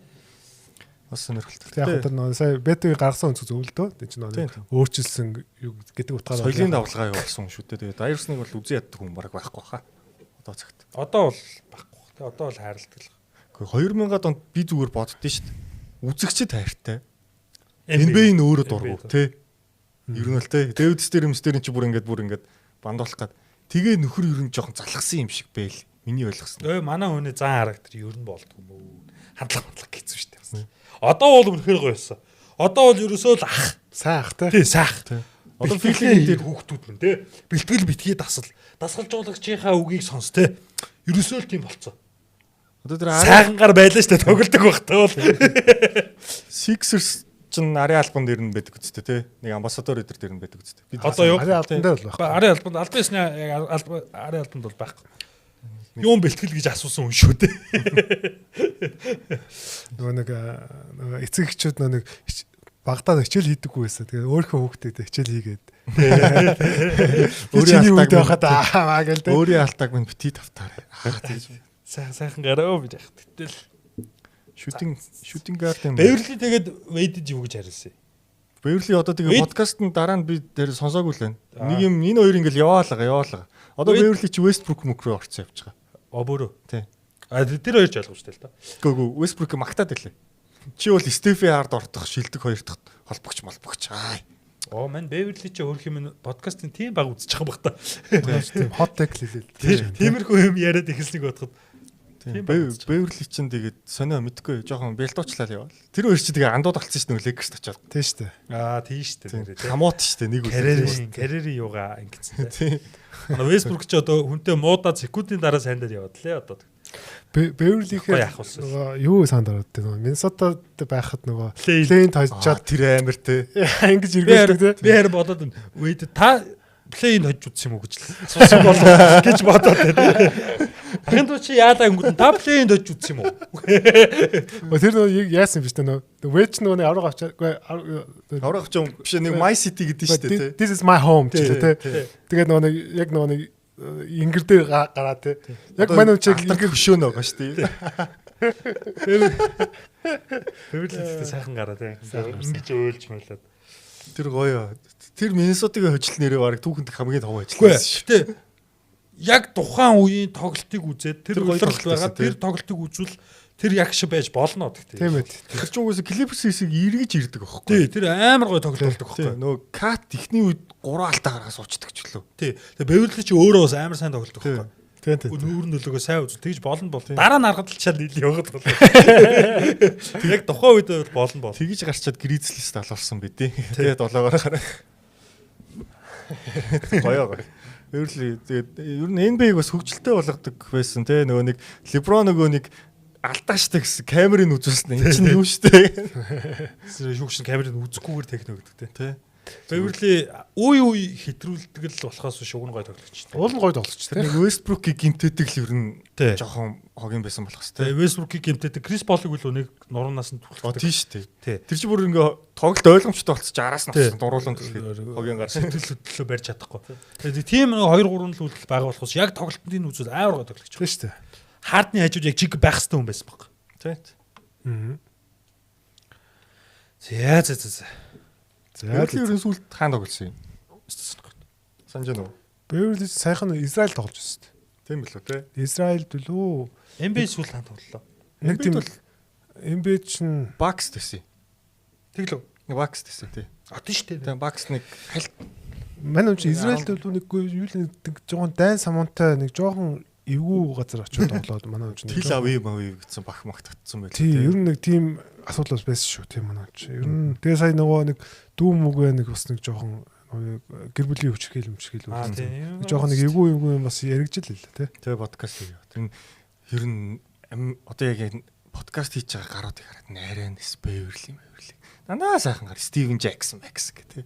Дандаа нэг ийм сайхан юм зөнгөр.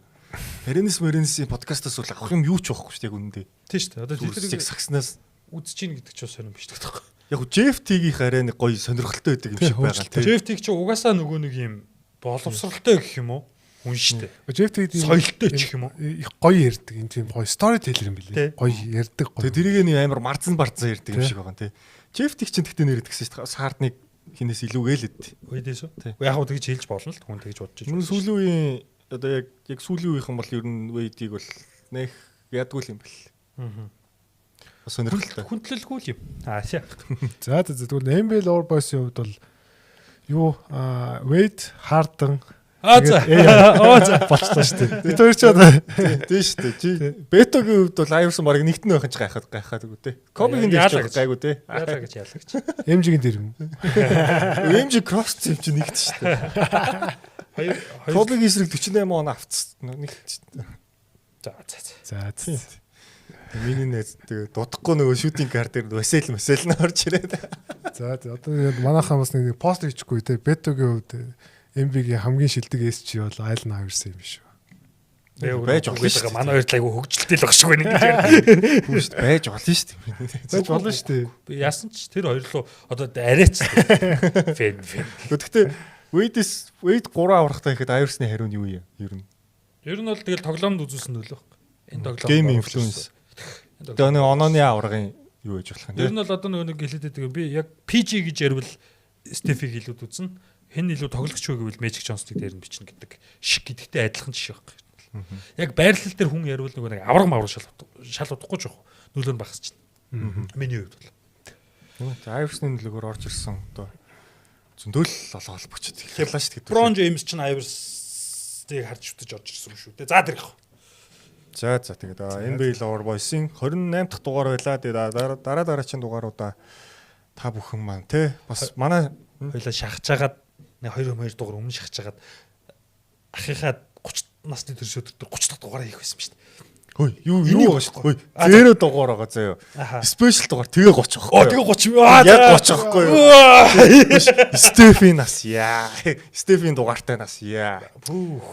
Ямар гой нас шүү. Тэ 3-0. Тэгээ Хайерсон дээр нэмэх нь одоо юм Тейтем. 3 номертой Iverson нэг ч аврахгүй тэг 30. Өөрөө доош хийшээ. За NBA Loverboys 30 дахь дугаар байла. 30 насны төрсөн өдрийг хүлгэндээ минь дүргье. Тэгээд Retro Station студиэс хүргэлээ. За баярлаа. За. Юу ч ярьч сүүл. Сүүл рүүгээ ямар амар болоо явчих. Подкаст болов уу юу болов?